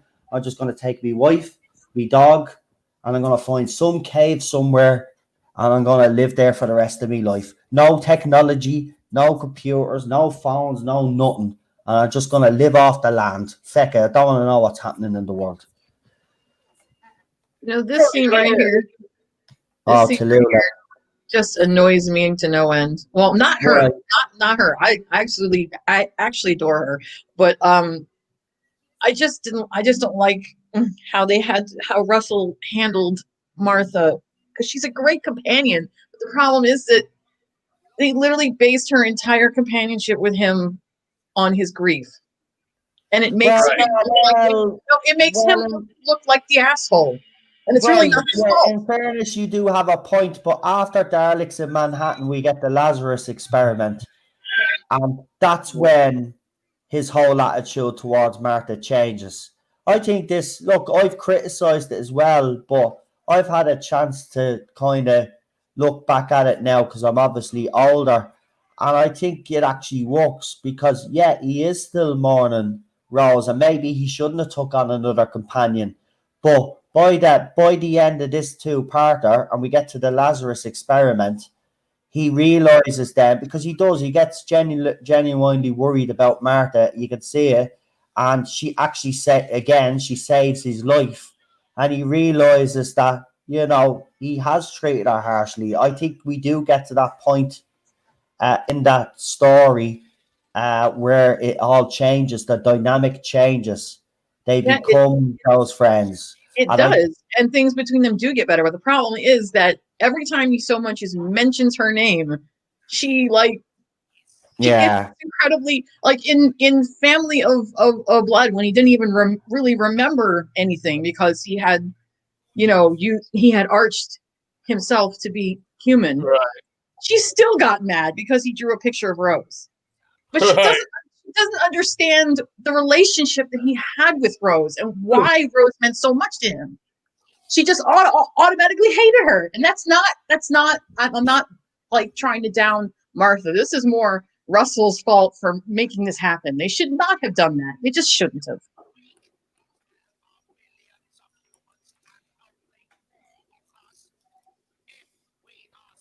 They shouldn't have. They shouldn't have made it like that just because he had to give her that genetic transfer in the first episode. She's immediately falling all over herself, assuming that that's like ding ding. That means he wants a relationship. What? Come on now, be real here. I do like this Dalek dialogue he's got going on here. Yeah, he's my favorite Dalek, believe it or not. He is my favorite Dalek. I love him in this form. He's my favorite Dalek. Clever. Dalek Sec is awesome. I miss these Daleks as a whole. Is it just me? But I miss these Russell T Davies Daleks. The new ones, I agree. They just don't measure up at all. No, they don't. These are far more sinister. I agree. I love these. And I love this. This is one of my favorite scenes, actually. Yeah, Nick. This was a brilliant scene. This up until now, this episode is actually decent, right? Right. Yeah. The problem comes when he actually comes out and he's, and that's when it all falls apart. Yeah, Right. That's when it all falls apart. It's hard to take him seriously after that. I love when he figures out what these are. And look what he's done to come up with an experiment to check. I like that they kind of reminiscent of the Dalek mutants from Genesis of the Daleks. So the actress that plays Tallulah actually recorded the song for this song, but they used. I don't think they. I think they used a different artist in the end. No, Yeah. no. What I think it is, they used her for the soundtrack for the TV show, but when they released it on CD, they had another. Is that what it is? Right. Well, then that's exactly what it is. Yeah. This is what I miss the most. The I know geeky, the geeky nerd, tinkerer, I inventor. know. Yeah. They did it in Jodie Whittaker's first episode where she's doing the screwdriver. But then after that, then there was nothing. But I do agree with you. I love all of that geeky stuff. That's why I like. I kind of love Pertwee's Doctor. Is because he is that type of doctor. I agree with you. I'd love a more geeky doctor that does experiments and creates stuff. I mean, remember in Blink as well. He creates something that finds people that have been taken by weeping angels, but it also boils an egg or something. Like, it's funny. Right. I remember that was fun. Yeah. I mean, I know that I just like this whole like Busby Berkeley song number. It's actually a catchy song. Yeah, it is a good song. Actually, do you know what? This is not as annoying me as much as I thought it would. Yeah, same. And I know that Jodie's Doctor kind of attempted the inventing geekery. Yeah. The stuff that she invented was like the Sonic. I know what you're saying. I know, but it's at least he tried to put that in. It doesn't work, to be honest, because the writing's so bad.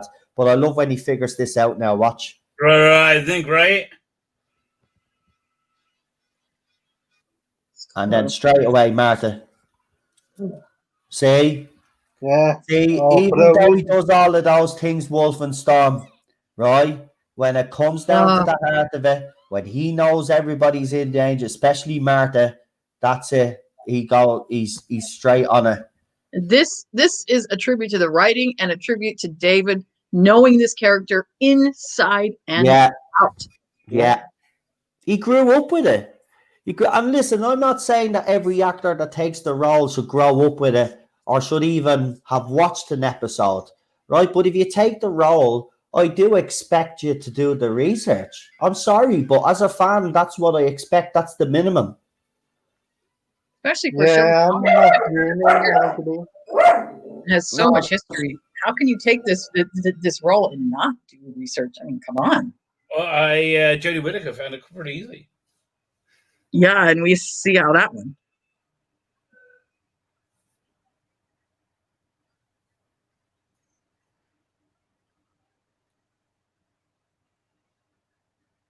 Great sets. Yeah, they are, aren't they? Yeah. Actually, it's very good in this Miranda Razor. I thought it was better than I remember. Yep.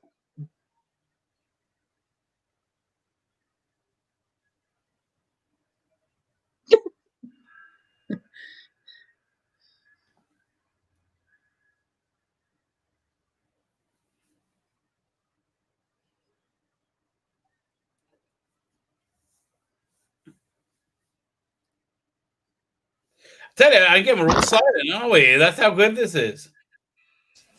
My opinion has changed on this, if I'm honest, man. Yeah. As I said, I think it's the first episode that's solid. It's when it gets to the second episode, I think, is where it falls apart anyway. But her voice has not annoyed me as much as it did the last time. Right. You know, you can tell. I love this line from Tennant. And watch his face. Wait till you see the delivery of this line. It is brilliant. Best line. He always say, why do they always come back? Why do they always survive and I lose everything, I think he says. Right. Yeah, I think so, yeah.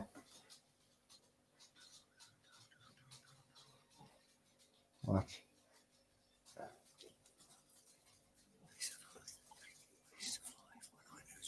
See? Oh, look at that anger. Look at the anger. Ted! Jody could never. Oh yeah. What?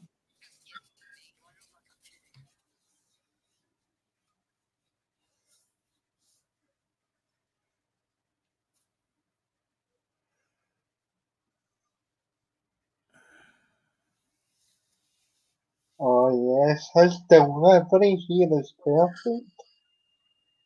God, I miss him. Yeah, he's a good doctor, wasn't he? Yeah.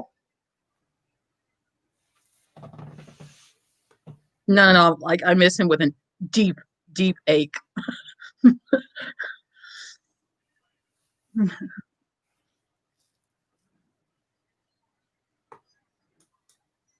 But hey, we're getting a season 2 of Staged, yo. So happy days. I still haven't watched season 1. Hold It on. is hysterical. Hold Oh on. my God, it's hysterical. Did I hear you right, Wolfenstorm? Did you say that they're doing a second season of Staged? Yes, they are. They've Oh already. my God. Listen, guys, if you haven't watched this show, you need to watch it. David I've Tennant not seen it. and Michael Shane are bloody legends. They play themselves, exaggerated version of themselves, right? And they have a few guest stars, which I won't mention, but you have to watch it. There are 20-minute episodes. His wife features, and Michael Shane's partner also features. I don't know if he's married to her, actually. Is he married to her? I think it's just his partner and their kids. And it gets very emotional, actually, as well. It's worth telling you. I think Wolfenstorm, she's saying it's brilliant. I agree with her 100%. You just have to watch it. I'll give it a go. That's a strong recommendation. If you look on Twitter, go to the Staged Twitter account. They actually have uploaded a tiny snippet preview of Michael Sheen and David Tennant doing a little scene with. There's a American actor who's guest starring. He's a friend of David's because they did voice acting together for DuckTales, and he's supposed to be playing their American agent, and they're talking to him over the phone, and it's really funny. And then I think Georgia just uploaded another tiny snippet of herself and David doing another little scene. It is fucking hysterical. It is a great show. She's funny. She's funny as well. She's actually very good in it. David Tennant's missus. And you hear the kids in the background as well. It's actually very funny because they start talking about their kids and all in it, like, and it's just like, you know, if you know it's an exaggerated version, but it's just so good. And for Doctor Who fans, obviously it features David Tennant's backyard, and for anybody that knows anything about David Tennant's backyard, he's got his own TARDIS, so that features. Oh, and he has a cup of himself. But I have to be honest, right? One of the guest stars in it, she's a legendary actress, right? And it's one of the best scenes in the whole show. And there's another actor who's cool, who we all know. He has a scene in it as well with David Tennant and Michael Sheen. That is one of the hilarious odds. This show from top to bottom is, I can't praise it enough. I can't. It's just so good. That scene when she shows up. If you ever want to see two grown men turn into two bumbling boys, there you go. Yeah. But it's so well done because you would imagine that she'd actually do that. Oh, that's brilliant! I swear. How do you actually get access? It's on for anybody that's in the UK. I think it's available on BBC iPlayer. Mm-hmm. Yeah. I had to go through other means, but I still got it. Yeah, it's on. As far as I'm aware, it's still on BBC iPlayer. Sure, I think David Tennant, his Twitter account. I don't think it's him. I think he has some PR person working on it. Yeah, but, they sometimes throw up where it's shown in America and the UK. So yeah, you will get it. You should be able to get it anyway. But it's hilarious. I think it may not be till later, like towards the end of this year or maybe early next year, because I know David is quite busy right now. They've just resumed filming for Around the World in 80 days. in Romania and South Africa. So he's kind of, that's why in the latest Phileas Fogg. a preview that he did for his David Tennant does a podcast with, you could see that his beard was shaved off and his hair was cut. And he was very, very carefully trying to hide that big, fluffy, dirty stash.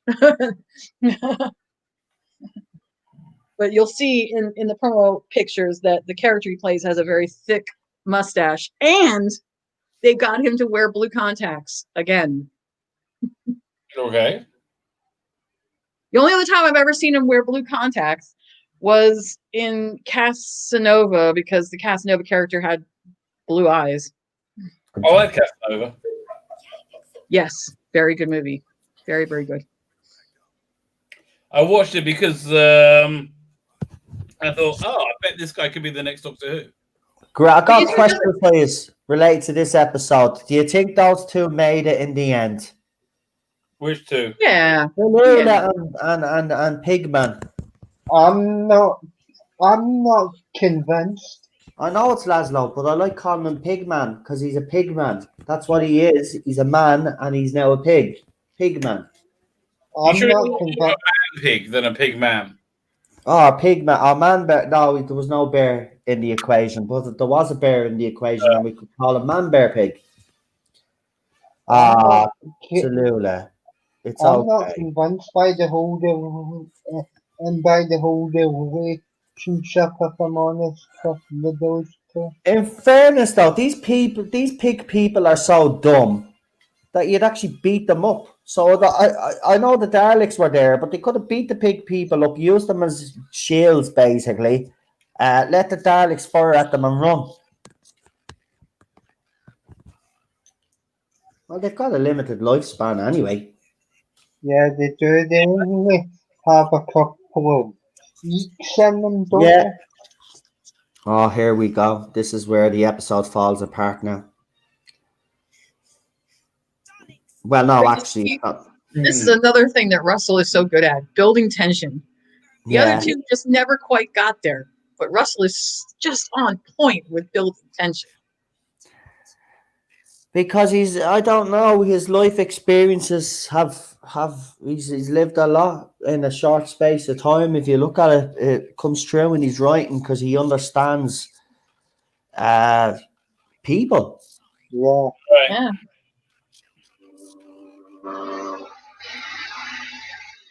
This Moffat's was a all good about- scene. You know, This Moffat's was a all good about scene.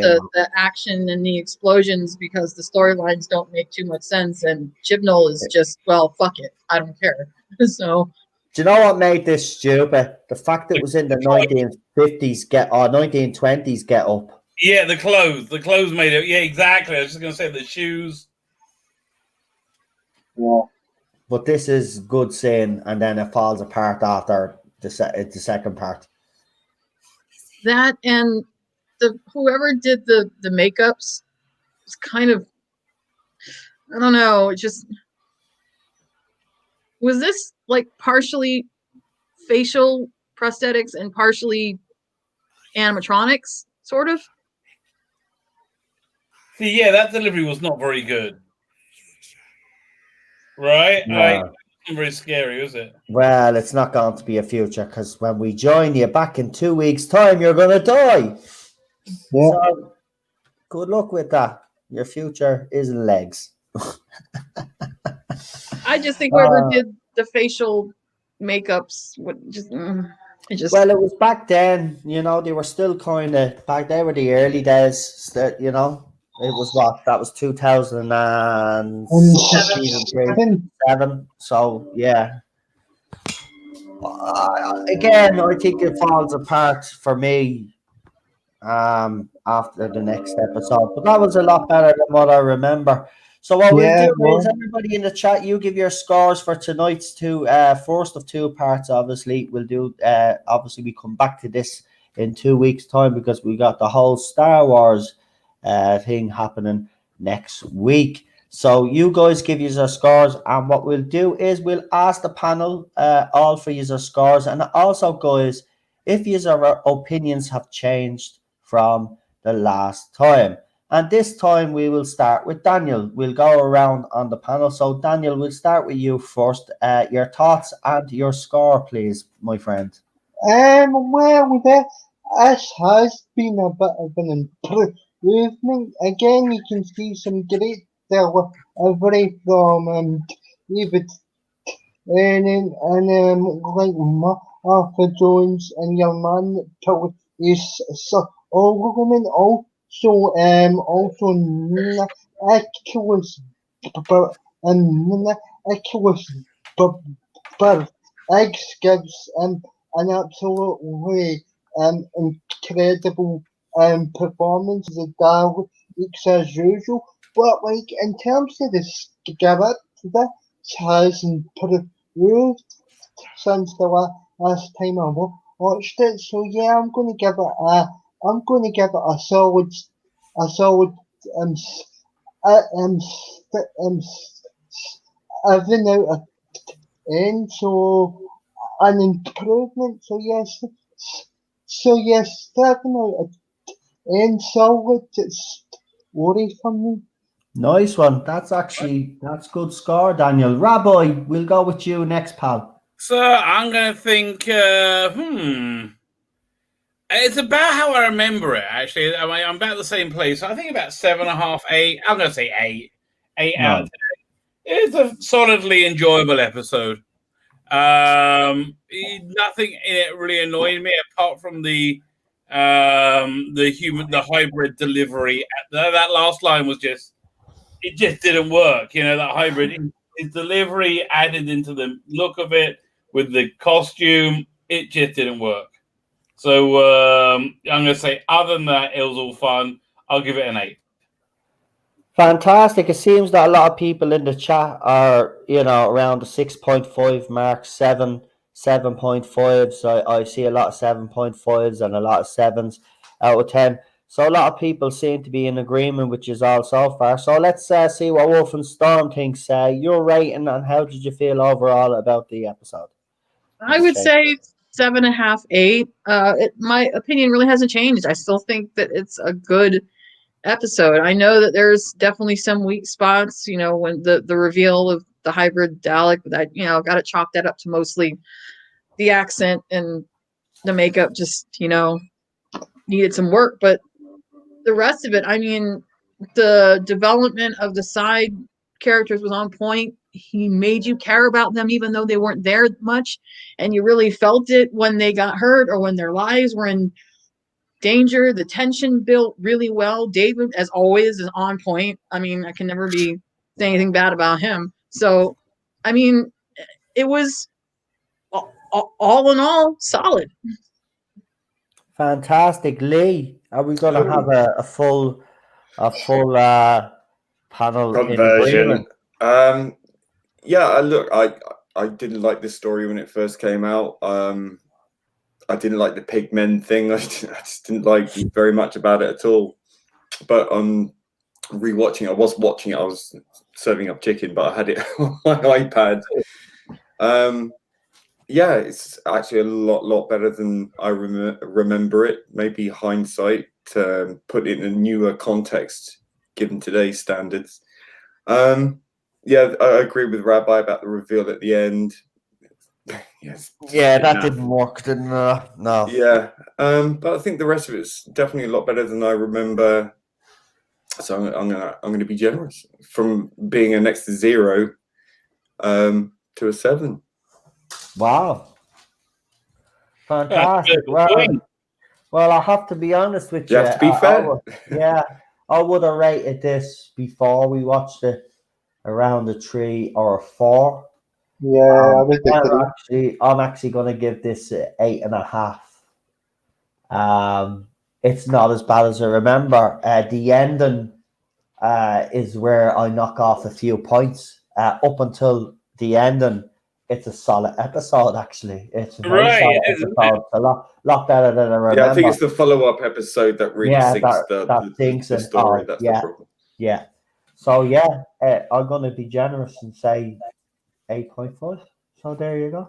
Yeah, I think episode 2 he does a Moffat. Yeah, he does do a Moffat, and then Yeah, but it'll be interesting because when we do come back to that, I can tell you now that I rate that episode 0, the second one. So it'll be interesting to see can I go from 0 and at least give it some score. 0 to So- hero. So we'll see. I doubt it very much, but I'm willing to be open-minded about it. I mean, I didn't like this two-parter when it originally aired, as I said, but the opinion has changed on it. So yeah, so far so good. But we do look. The ending is where we know it's not. It doesn't bode well for the second episode. It really doesn't. That actor, I just thought, and he didn't have to do. I am a human Dalek. Right. Your future. It's almost mine. as cringe as when, you know, the Yeah. end of the last Star Wars, not the last Star Oh, Wars, no. but the last prequel movie. No, you know, that Yeah. kind of, oh, I am your don't do future. it. It's like, I am your father. Feck off. Feck off. They only did that to sell toys. That's all it was, plain and simple, because all the toys came out for it. Do I have the hybrid? I don't think I did. I have the hybrid action figure? Did they ever bring one out? Yeah, they there did. They did, didn't they? Yeah, Right, no, I but- found it. It's on my shelf. I got Right, it. I'll tell you what we'll do, Rabbi, because I know you do. I know you've got another stream to go, so I don't know how Right, long yeah, you can stay on yeah, for. So if you want to do your competition, Actually, you know what? Can I push it off till my stream? I'll do on Tuesday. I haven't picked out a new thing yet, and so all right. Well, do you want to leave it till the Star Wars one, and you could do it after the Yeah. Star Wars stream on Wednesday? that's a good plan. Right Right, then. I'm gonna bounce. I need to go and freshen up before the next No time. problem. So let everybody know where you're actually, what channel you're actually I'm on. going to be on Commie Mark's channel. I don't know the link. We're talking about world records, and I have promised to do the world record number of carrots up my arse. So now, before I go, Oh my God! just to be clear, Right. Okay. I'm not doing it the regular way. I'm not doing it the regular way. You know, the way that weak people and women do it. No. I'm not going to do it this way. I'm going to do it this way. Okay? I'm doing it this way. All I'm saying. I don't. Oh my God! This is the easy Oh, way. really? This is the rabbi way. Okay. So, well, if you want to see Rabbi break a world record, Oh, which he's taking the pee. It's a tactic to get you over there to watch. Because, right, I said I'll do it. Listen, I'm not going to. oh my God! No, you can't do it, man. You'll kill yourself for starters. Well, I'm not actually going to show insertion. I may it may just be a look. No, you got to know this. I lie a lot, right? I lie a lot about a lot of things. Yeah. I may pretend to put a lot of carrots up my ass, but I doubt I could. Oh, for God's sake! Well, given your fear of proctology exams, yeah.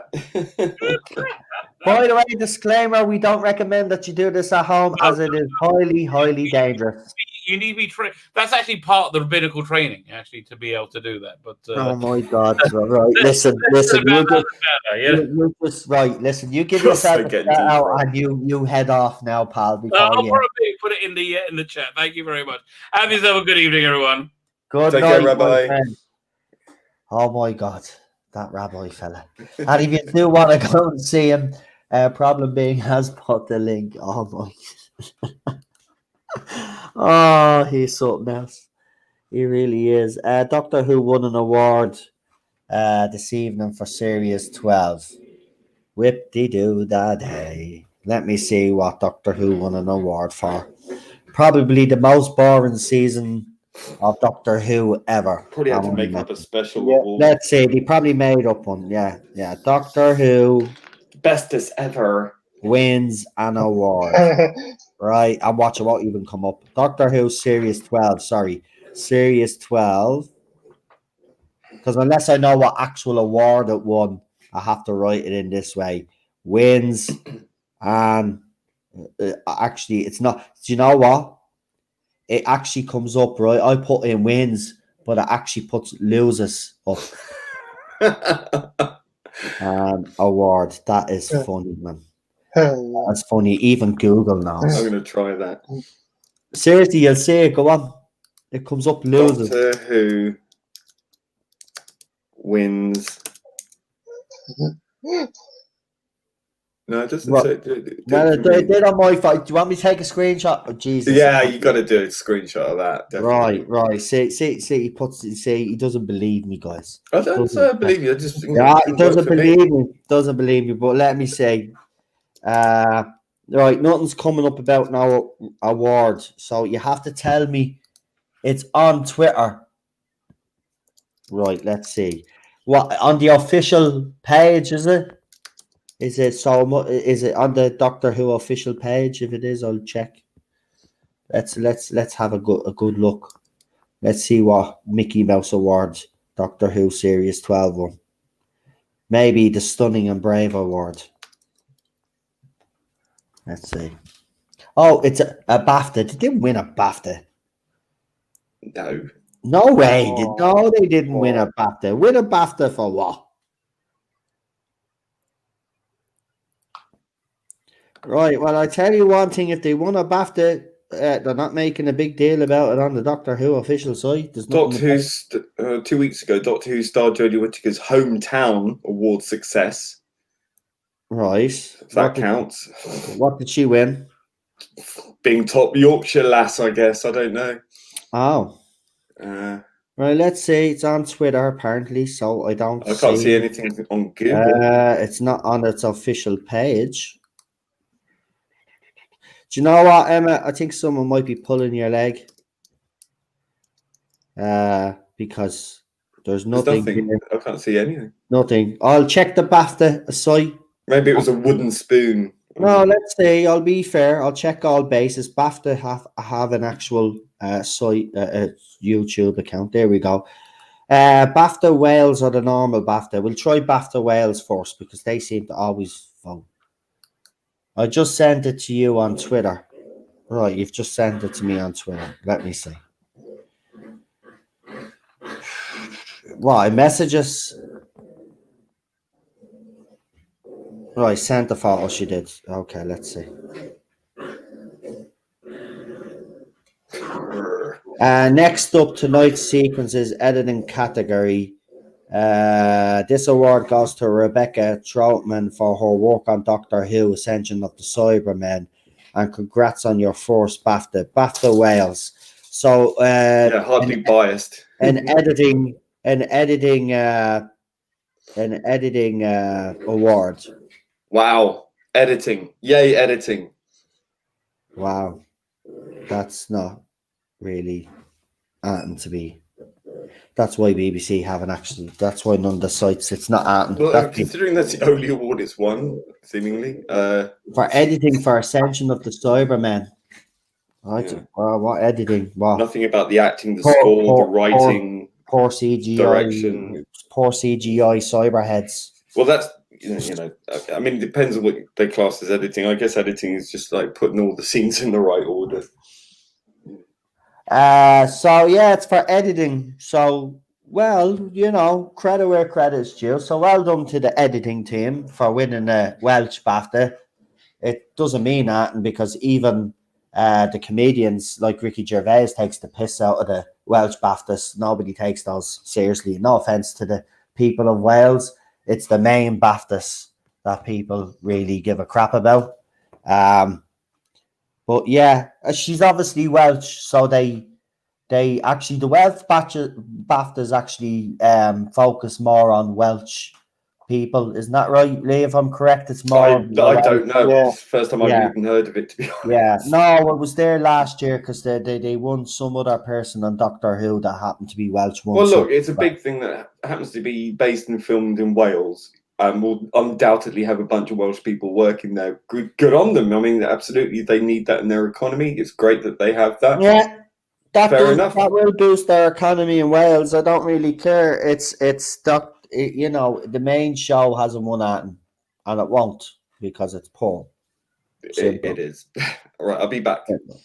Editing is all well and good. You can win awards for that. That's good.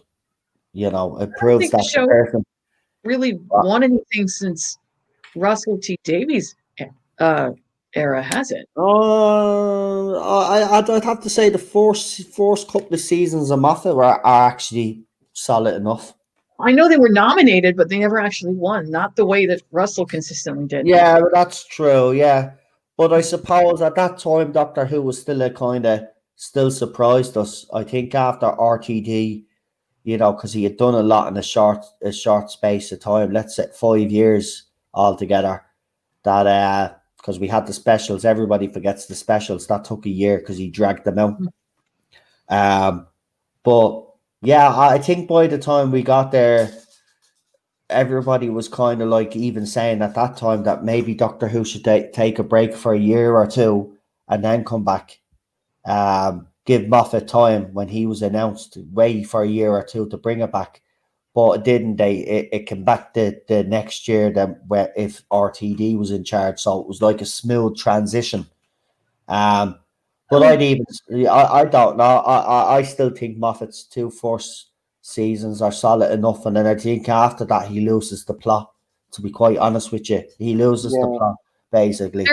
I had no problem with season 5. Season 5 was solid. Season 6 I didn't like, but my only issue with season 5 was that he pretty much Deus Ex Machina the entire Russell T Davies era.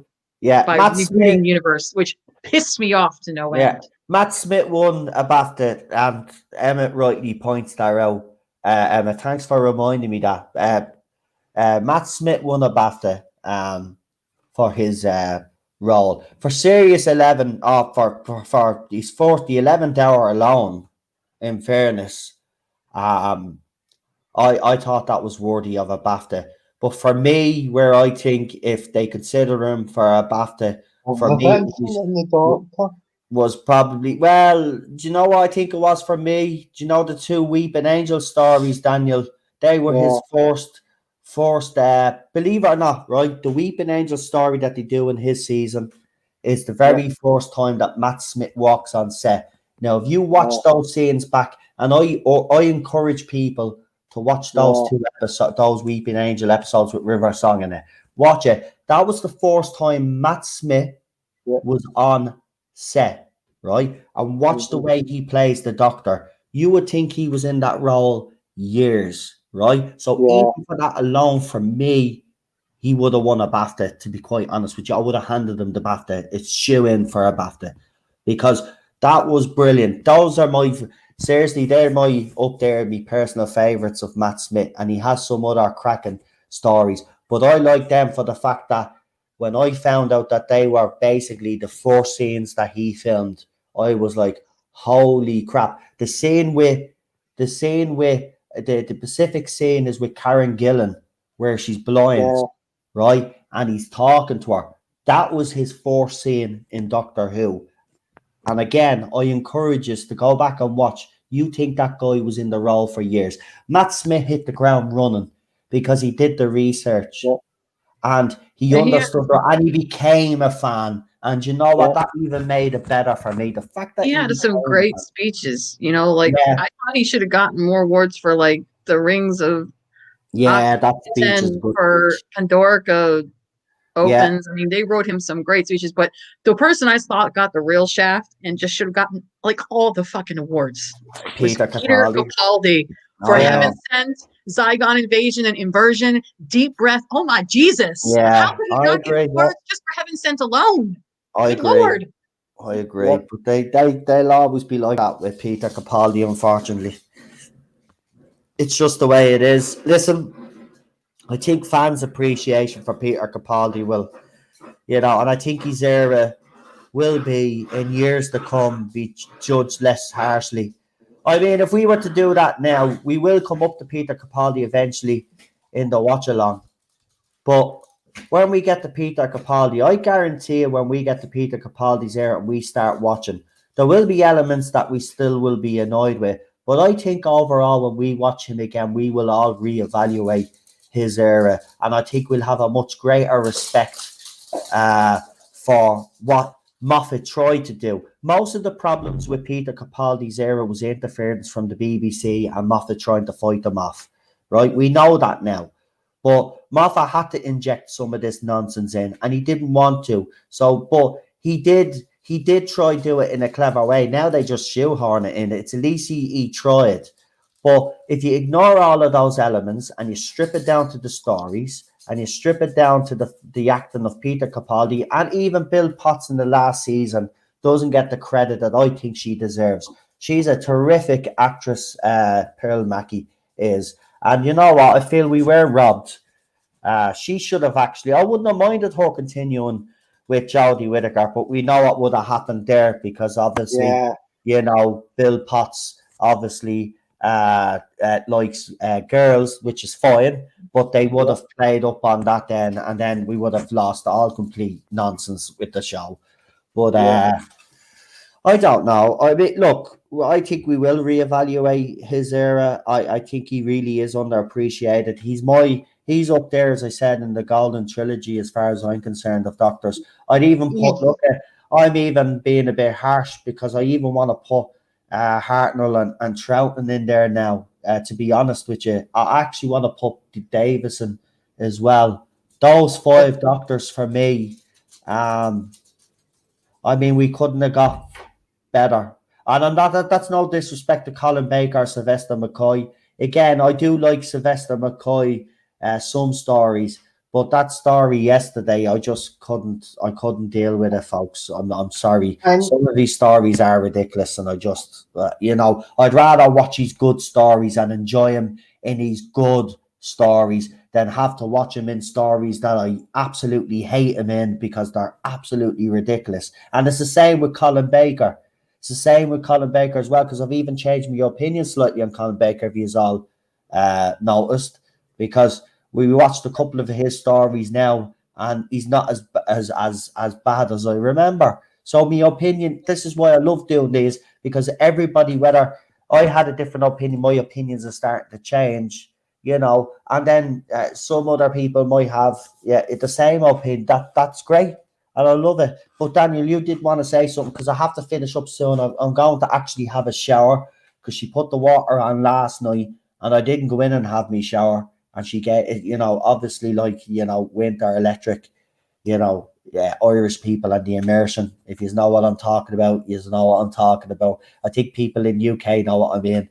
Mammies, when you're living at home, it'd be like, did you have your bath? Yeah. Did you turn off the immersion? Yeah. Are you sure? Yeah. Because if you didn't, your mad come in and say, yeah, it's a waste of electricity. It's like, yeah. So it's this. It's still even the same today. So when I put the shower on, if she puts it on and I don't use it, it's like, you know, I have to waste a lot of electricity. So I have to have my shower tonight. So yeah, I'll be just heading straight off. But just again, I can't wait till we get to Matt Smith's era and Capaldi's era. I do like the Impossible Astronaut and all in his second season. I love all of that.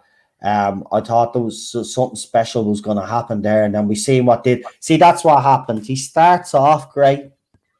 It builds up a great mystery, and then he just scuppers That's what it. I'm He saying. sabotages it. And then the middle part is, yeah, but you could deal with it. And then by the time you get to the final act, Wolf and Storm, it's like it's all fell apart. Makes no sense, and you're like scratching your head, and you're like, Well, what? I already had enough problems with that whole season being built around River Song in the fucking first place, because Yeah, none I of didn't like her that. story made any sense from start to finish. So I don't like that whole river. You know how I feel about that anyway. But I do love Alex Kingston. I think, you know, as I said, up until that point, she's in those Weeping Angel stories. She's been in stories before, and it was actually good where she was good.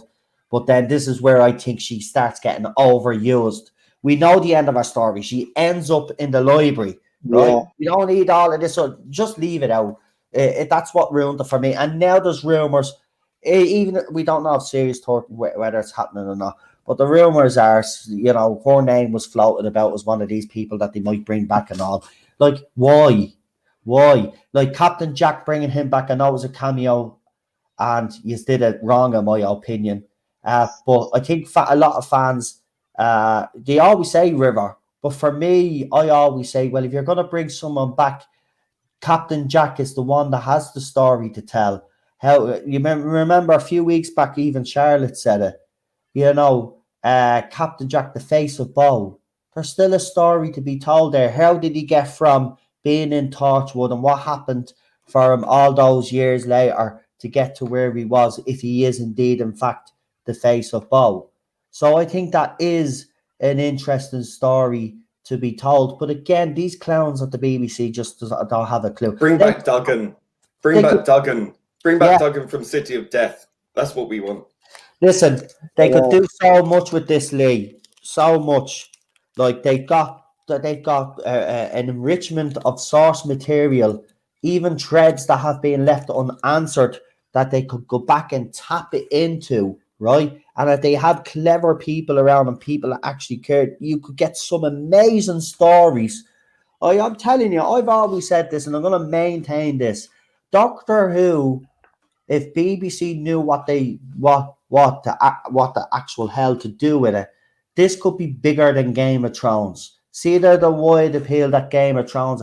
This could be the next Game of Thrones. It could even be bigger if they just had the will.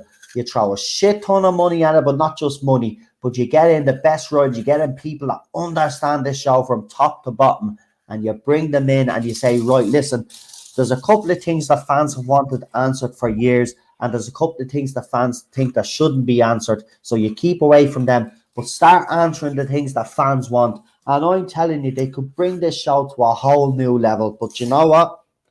I don't think the BBC have that will, and I don't think they ever will. I think they will keep Doctor Who at a certain level. I wouldn't be even surprised after Jodie Whittaker that they still go down this childish route. It's a family show. It's supposed to have some adult themes in it as well to keep us interested to watch it with our kids. The BBC just don't understand Doctor Who. They never have. I mean, it's only because of bright luminaries like RTD and Philip Hinchcliffe and the original series showrunners or producers back then and script editors who knew and understood it. Yeah. And they understood the audience. That's it. And nowadays they're just so overrun by fanatics and activists. They're more concerned about using it as a vehicle, exactly, and a platform rather than telling stories, telling great Doctor Who stories. Yeah, it is sad. Barrowman has been trying. He's been very vocal about the fact that he's been trying for years to get Torchwood back up and running, but he can't seem to power through the BBC juggernaut. It's like they're doing everything in their power to shoot every possible idea down. And I think if Torchwood came back, oh my God, give me that shit. I would be all there for that. Not if I have to be honest though, I wouldn't want it back if it has Chris Chibnall's greasy chops over. In fairness, you would have to bring back Julie, and you'd have to bring back Russell T, in my opinion. Yeah, if they're not part of it, and Chibnall was the one, no, I don't want Torchwood back, because he'll use that as well. I mean, you just have to look at his episode Cyberwoman to know which way that that's an abomination, right? You know which way he want to go with this with Torchwood. No, it wouldn't be the same unless RTD. Now I know RTD has gone a bit woke himself, but I'd rather the guy that gave us the best of Torchwood to have another smack at it and see what he could do with it. I actually enjoyed Torchwood. Torchwood gets a lot of criticism. I think season 3 is its best season. The children are very, isn't it? Children are very. Yeah, that's the one where Captain Jack makes a sinister deal. It's great, but you learn more about Captain Jack in that one. The fourth one, when they went to America, it started off well, but Miracle Day, but it just went to crap. I tried watching Torchwood, couldn't get on with it. Tried watching Class, couldn't get on with it. No Doctor, not interested. Well, I think the best piece of Torchwood they ever did was the 4, 5, 6. That was so emotional and so tense. Peter Capaldi's performance in that series is awesome. Is awesome. Yeah. Everybody's performance in that series is awesome. Listen, Lee, I will say this: if you can't get into season 1 and 2, don't watch season 1 and 2. just watch season 3 as a standalone, right? Because Yeah. it is a standalone story arc. Because then season 4 they go to America and it's a completely different story arc. Watch season 3. I am telling you now, you will change. You'll watch season 3. I don't know if it'll make you go back and watch season 2 and 1, but you will definitely. I think you will enjoy season 3. Really, it is so fascinating. It's a good. It is, man. The start of season 3 is it's brilliant. epic. Yeah. All right, I'll give it a whirl. Try I'm it. open-minded. I think you should. And then, do you know what? Come back and we'll talk about season 3 actually, and we'll see what you think of it because season 4 was terrible. PD Rich, and I wouldn't even mind. He had Bill Pullman. Hello, PD Rich. They had Bill Pullman in season 4. Season 4 should have been stellar. They had a stellar cast. You had Captain Jack. I mean, season 4 starts off epic as well. I mean, Gwen in the back of the Jeep with a rocket launcher taking out a helicopter. Couldn't get any with the baby. With our baby. You can't get any better. I mean, look, brilliant. And Jack starts off great in this. It's like there's a different tone to him. More sense. There's something going on, you can tell. And then it goes to shit. This is you have to remember this is after Yanto's death, so he was never quite the same after that. Yeah. So he was a mess. He was a mess. The only reason he even came back was because Gwen begged him to come back because they needed help. Otherwise, he probably wouldn't have come. All of the first 2 episodes, I think, when they were still in Wales, was fine. But once they once they flew over to the States, everything just kind of fell apart. It did.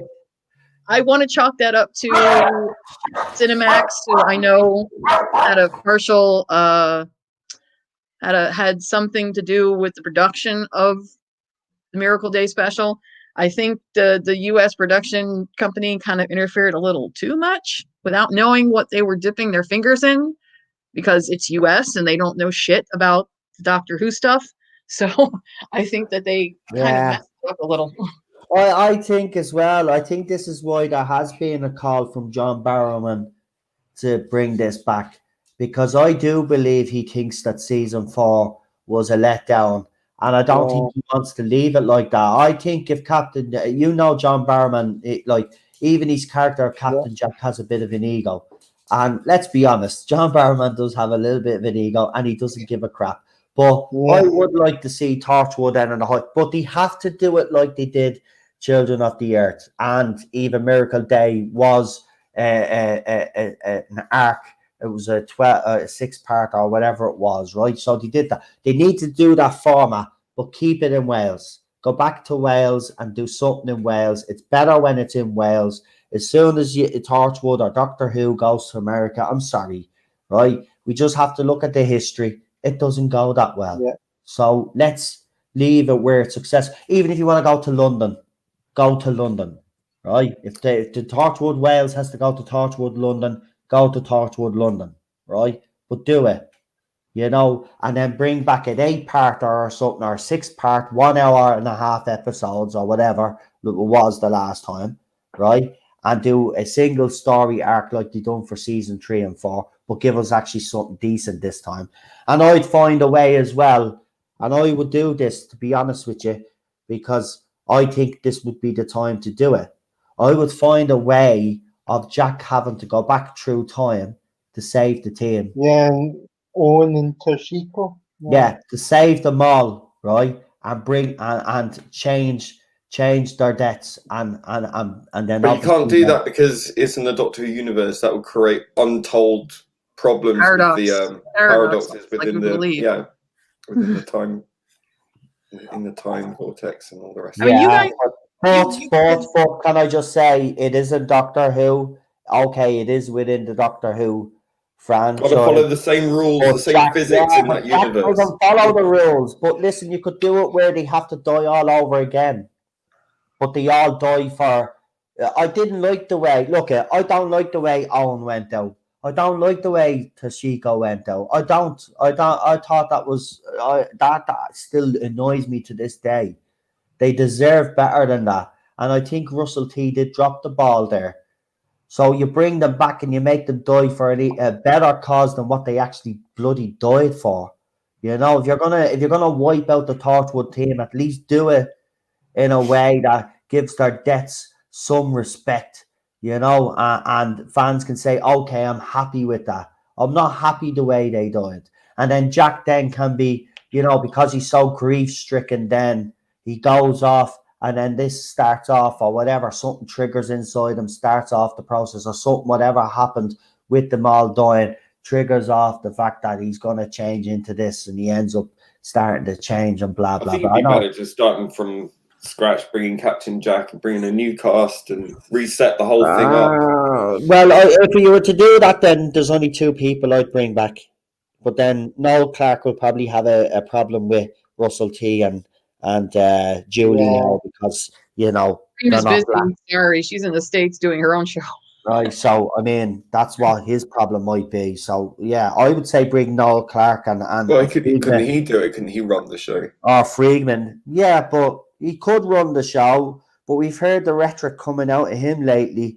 He has a problem with white people, so he's made it clear. Well, there's nothing wrong with having a diverse cast. Just do it for the right reasons. You know, I don't have a problem with that. New characters, here's no the problem problem at I all. have. He said that he'd even go as far as to give inexperienced people a job over white people, which I think is wrong. You hire the best or you don't. That is silly. Right? You either hire the best or sorry, you're the wrong person for the job. Simple as that. Well, like So I said, you know, the best way if you want to truly be diverse, get your assistant in HR to blank out all the names, any reference to race, gender, whatever, skin color, you name it, sexual orientation, you name it, just completely black it out, and then you just process each application just on the information they've given you that doesn't sort of relate to exactly, you just all of judge these them what's on the merits. You Yeah. don't give even thought, and then they just say, right, that's exactly. the person Then for the job. if it's hiring based on purely talent and experience alone, there Exactly. you go. Yeah. Well, yeah. Doesn't matter who you Again, we think of these things, these people don't. Yeah. Right, listen, I'm gonna have to leave it there. So what I'm gonna I'm do not is I'm gonna committed to let you all shout out our channels before you go. Then as I said, I'm gonna go and have a shower and stuff and sit down and relax and watch something on the telly with the wife tonight. So that's what I'm going to do. So we will start with you, Lee, first, because you do have a channel. Let everybody know. Yeah, so Lee has a channel, so go ahead, Lee. It's Audred Audiovisual. That's Audred, Audred. It's the name of a king, Anglo-Saxon king. Also the middle name of my dearly departed grandmother. So that's Audred Audiovisual, and that's where you'll find me uploading more of my 3D kind of modeling work and stuff. As I improve, hopefully it will show as time goes by. If you're looking for any commissioned work, well, I'm looking for commissioned work. So if you're looking for anyone to do some rebranding of your channel or to do some CGI visual effects stuff or whatever, I am still learning. So my rates are good, competitive, very competitive. You won't find cheaper probably anywhere on the internet because, you know, I'm still learning. So hit me up. Yeah, that's it. Fantastic. Thank you. And Disaster Area says he's just subscribed. So that's absolutely fantastic. And if you haven't, please do. Chris has put Lee's channel in the chat right there. So go ahead and subscribe away there, folks. And he says, I'm your 30, Lord Thought has said, I am your 35th subscriber, Lee, LOL. So there you go, mate. Thank you. So all subscriptions are good. So please do, guys, Thank you, Third Doctor. sub to everybody that's on the panel, of course. And if you haven't subbed to me already, I would like you to do so if you don't mind. Of course, if you don't want it, that's your choice, of course. But it'd be nice. Make sure if you are subscribed that you're still subscribed because YouTube are being dicks. And please hit that notification bell. And if you haven't pressed the like button on this stream, why haven't you? because we've had so much fun. But if you didn't like it because you're a moany hole, you can also press the dislike button. I don't care. You know, they all count. And if you feel so strongly about what we spoke about, and if you want to leave a comment, you may do so after this stream drops. Yeah. So, right. Let's who we got next? We'll go with Daniel next because Daniel has stuff coming up if I'm correct. Right, well, on the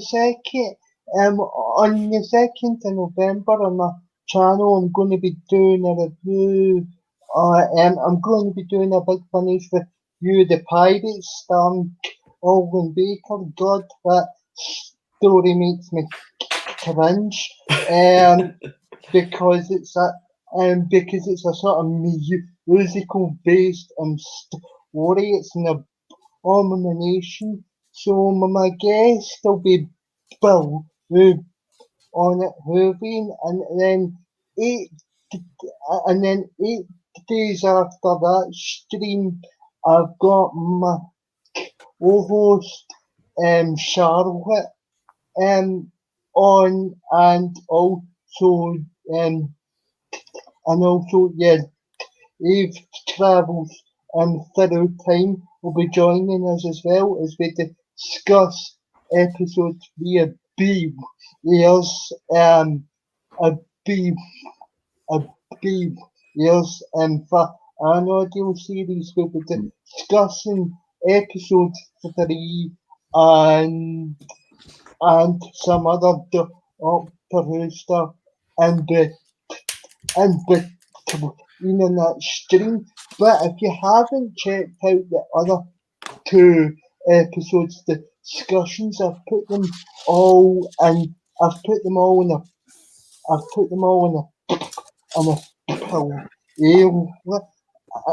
playlist. So check the 2 discussions out before you tune in to the episode 3 discussion. But apart from that, that's me. No problem, Daniel. Thanks very much. And we'll go with the Wolf and the Storm. You guys know where I am on YouTube. YouTube.com/Wolfendstorm. I've finally gotten The Night, the Fool, and the Dead in the mail. It took forever, but I finally should have it by Monday. So I'm going to read it as quick as I can, and then sometime next week I will have a review up for that Time Lord Victorious tie-in novel. And I'm trying to make this explanation as easy as I can because I think I finally figured out what the whole storyline is. And since Rabbi is still confused, I'm hoping I can break it down enough so that he can get it. Rabbi bought me the book as well, and I'm supposed to be doing some sort of audio reading of it, so I'll be doing a video for that. Cool. So look for that next week. And also, you know me on Twitter, Wolfenstorm78. I'm always around tweeting about Doctor Who and other such things. So hit me up on there. People believe the latest crap that's coming out. Why? Who's watching an old stream and put it up? That was me. Right, By mistake. I clicked something by mistake. Right. Well, there you go. There's me wonderful voice. Don't. Right. Well, anyway, what have I got coming up?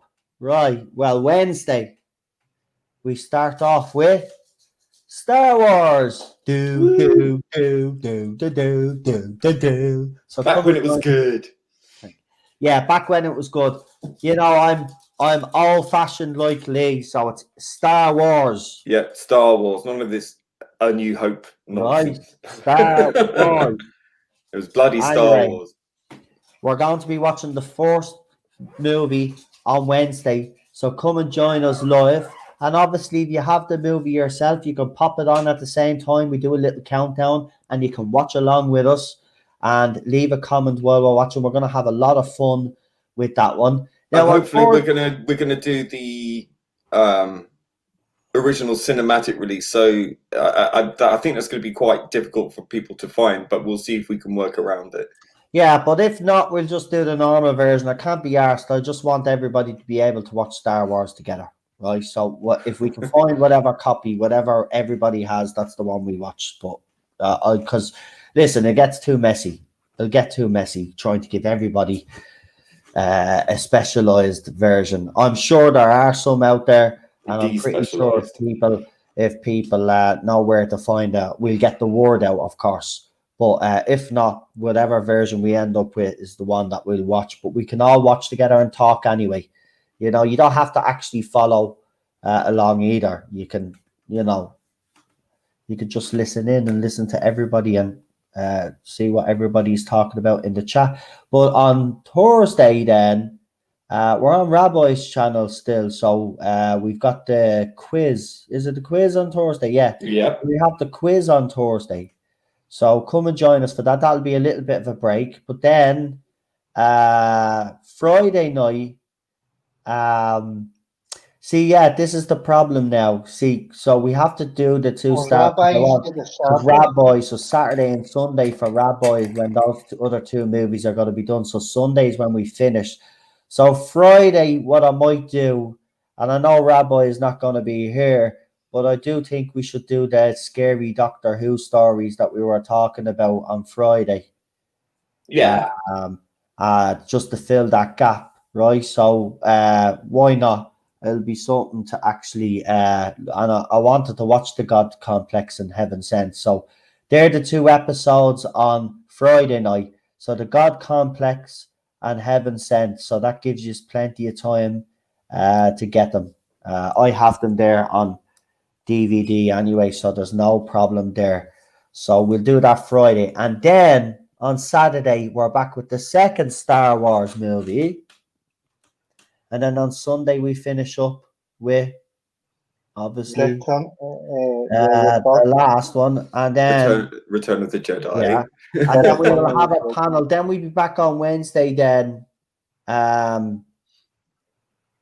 See, I have to try squeeze this in with What's the Crack, to be honest with you, because I have promised to go on Ninja Knight's channel. But I do want to I want to do a review of season 1 of The Mandalorian, because we're going to have season 2 dropping next week, and I'm going to be reviewing episode by episode of that.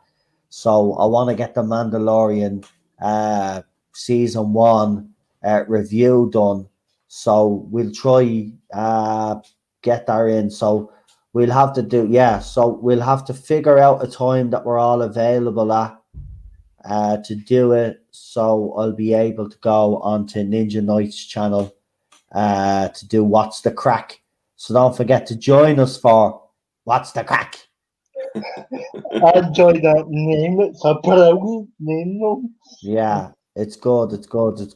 Actually, next week I'm gonna. Yeah, that's the week. Actually, hold on. I'm after getting confused now, because we got Star Wars on Wednesday, and I also have What's the Crack on Wednesday.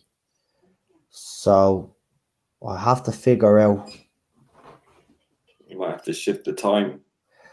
We might have to do the first movie early, but sure, nobody's fucking working now because everybody's in lockdown. So, I mean, we could start at 5. You know, would everybody be up for 5 p.m.? Let us know in the chat. Well, no, it's not really them we have to worry about. It's everybody else on the panel, isn't it? Well, I'm all good.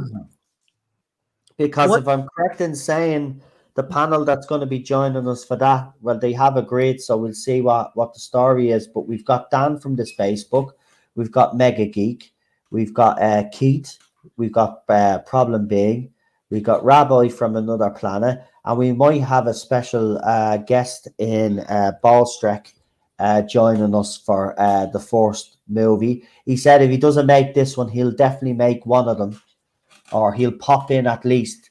So I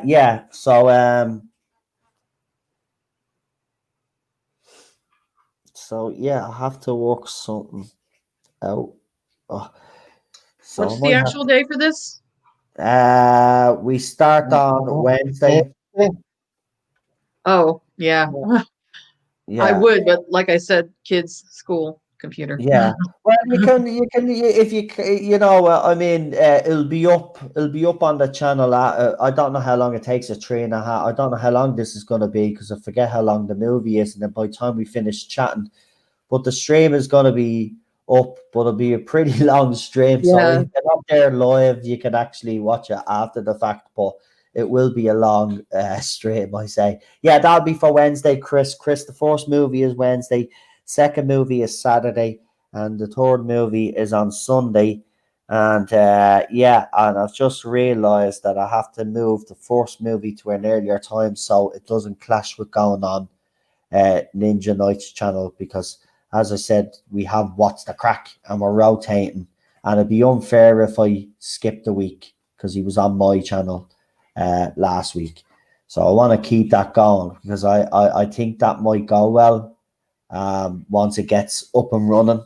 I think everybody seemed to enjoy it anyway, so we'll just keep it going and see where it takes us anyway. I mean, it can't do any harm. Everybody seems to love the two of us, so when we get together, and we brought people on as well for a few minutes just to throw a few questions at us or get their own point across, and it actually worked very well. So right, I'm going to leave it there because my voice is starting to go a bit raw, believe it or not. I don't know what it is actually. I probably spoke too much this week. But I'm gonna leave it at that. Congratulations to Doctor Who for winning a Welsh BAFTA for editing. I could see that the fans are celebrating. Well done. It's something, I suppose. Still not going to save this era. It'd have to be winning Oscars at this stage now, and it's not. It wouldn't get nominated for an Oscar because it's not part of the Oscars.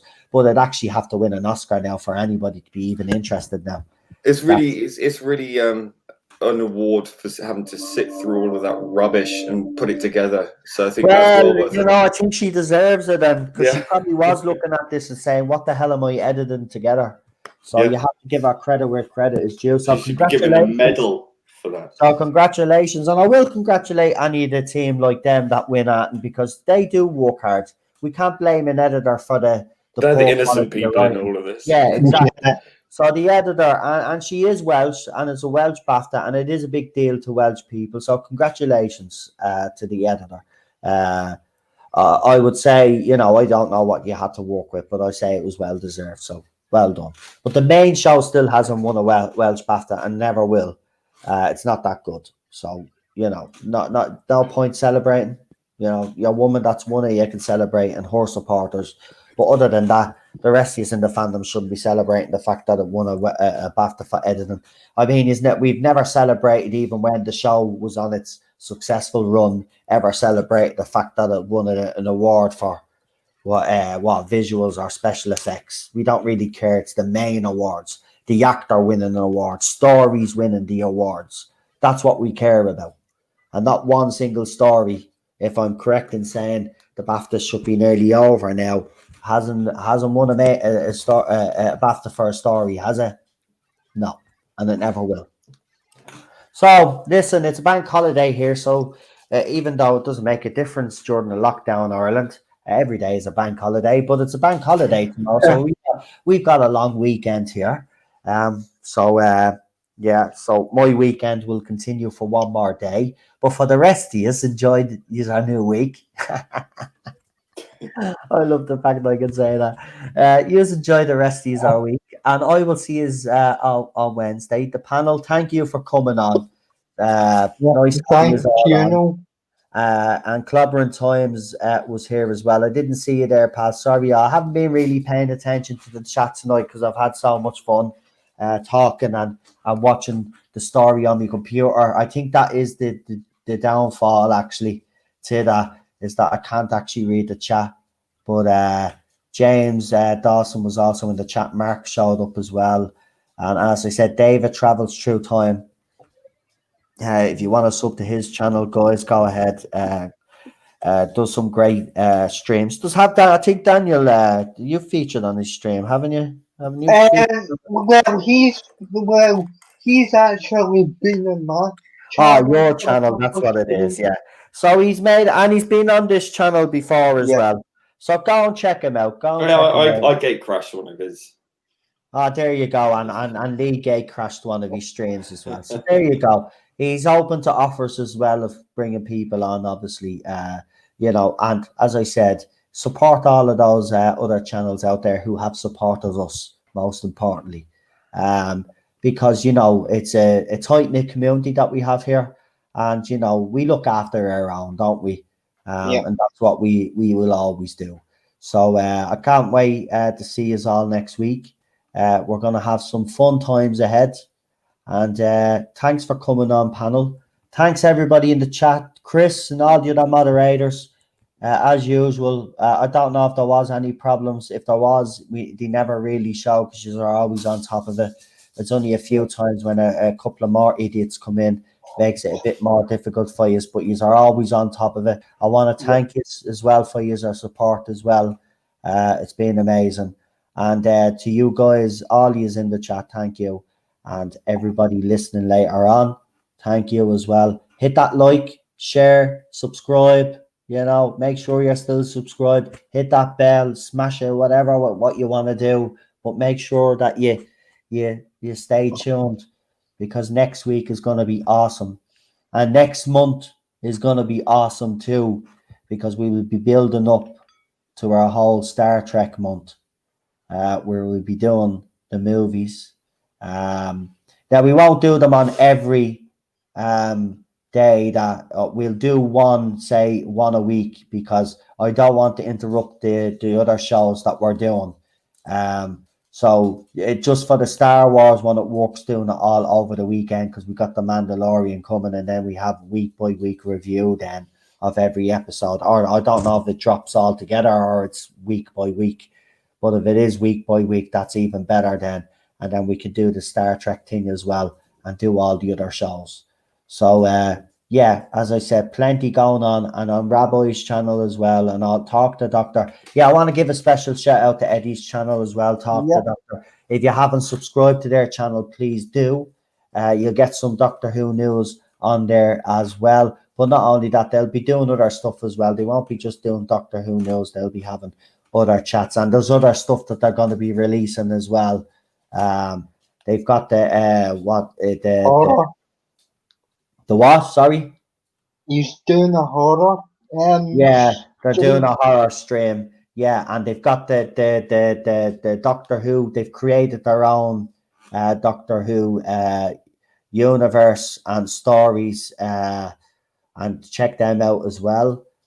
You'll get all details on Eddie's channel, but check him out. He's a good friend of this channel as well, and Chris has put him in the link description as well. Right, gonna go. Been saying I'm going 20 minutes. Someone said, actually, Cheryl said to someone in the chat, someone should get a timer. He's probably I'm probably 20 minutes into me goodbye now, but I'm gonna. Yeah, go ahead, Daniel. Sorry.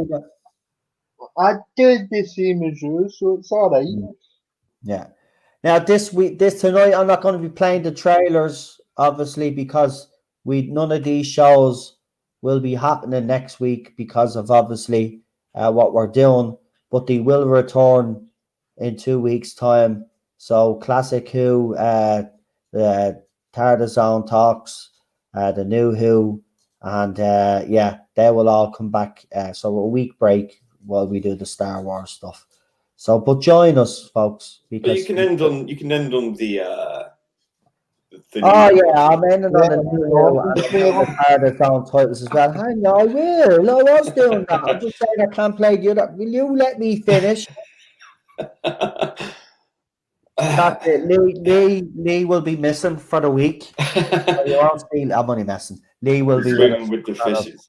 Actually, Lee will be joining us because he does have a connection to Star Wars because he obviously was an extra in we won't mention what Star Wars, but yeah, the one that shall not be named one. But so he'll be on. And, wasn't the one good? You never know. You never know. We might be able to squeeze his arm and squeeze some of those Disney secrets out of him finally. But he's tight-lipped. I have to be honest with you, though. He signed something to say that he'd never say anything. And Disney he's kept literally true to owns his my word. soul Yeah. for And I'm eternity. being honest, he's kept because I've poked him loads of times on these live streams, as you know, try to get some info, but he never does. So I have to give it to him. Spot on, fair play. Shows you man your word though, and that's good. Right, here we go. I'm going finally. So here's the new Who watch along, and I'm going to give you the TARDIS main titles that Lee. This was the very first thing, wasn't it? This was the very first one that we put together, and it's and I love it. I remember the first time I seen it, I think we were all mesmerized. But I do like these classic and new Who ones. But the new Who one, I love it because he put in what I asked, and he was able to do it, even though at first Cheryl had to explain it to him because he hadn't got a fucking clue what I was saying. When Cheryl actually explained to him off air, he was like, "Okay, yeah, I'll see what I can do." Right? And then he comes back and he starts sending me these screenshots, right? He literally sends me these photographs and I'm looking, is that what I think it is? Did he do what I think he's after doing? He's after doing what I actually asked him to do. He was don't know, because he even said it himself, I don't think I'll be able to do it. And he did it. So here we go. I'm going to give it to you. I hope it doesn't skip. By the way, I'm going to take the comments down as well because I want to see this for a change. I'm going to take the banner off as well. All right, so we'll knock the banner off. There we go. And we'll take the comment down. And how I do that is I just put someone else's comment up and then take it down. There we go. And I'm going to say good night to you all now. Finally, I am. So here's his new Who. Then we finish with the main title. And then we end broadcast. Good night. Stay safe. I'll talk to you next week. And yeah, we're going to have some fun times. Good night.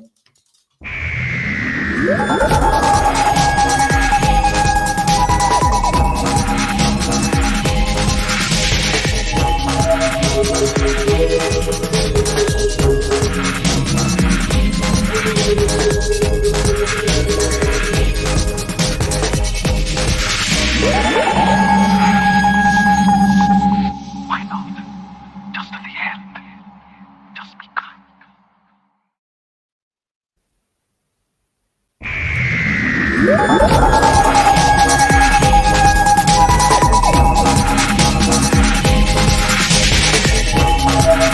Thank you.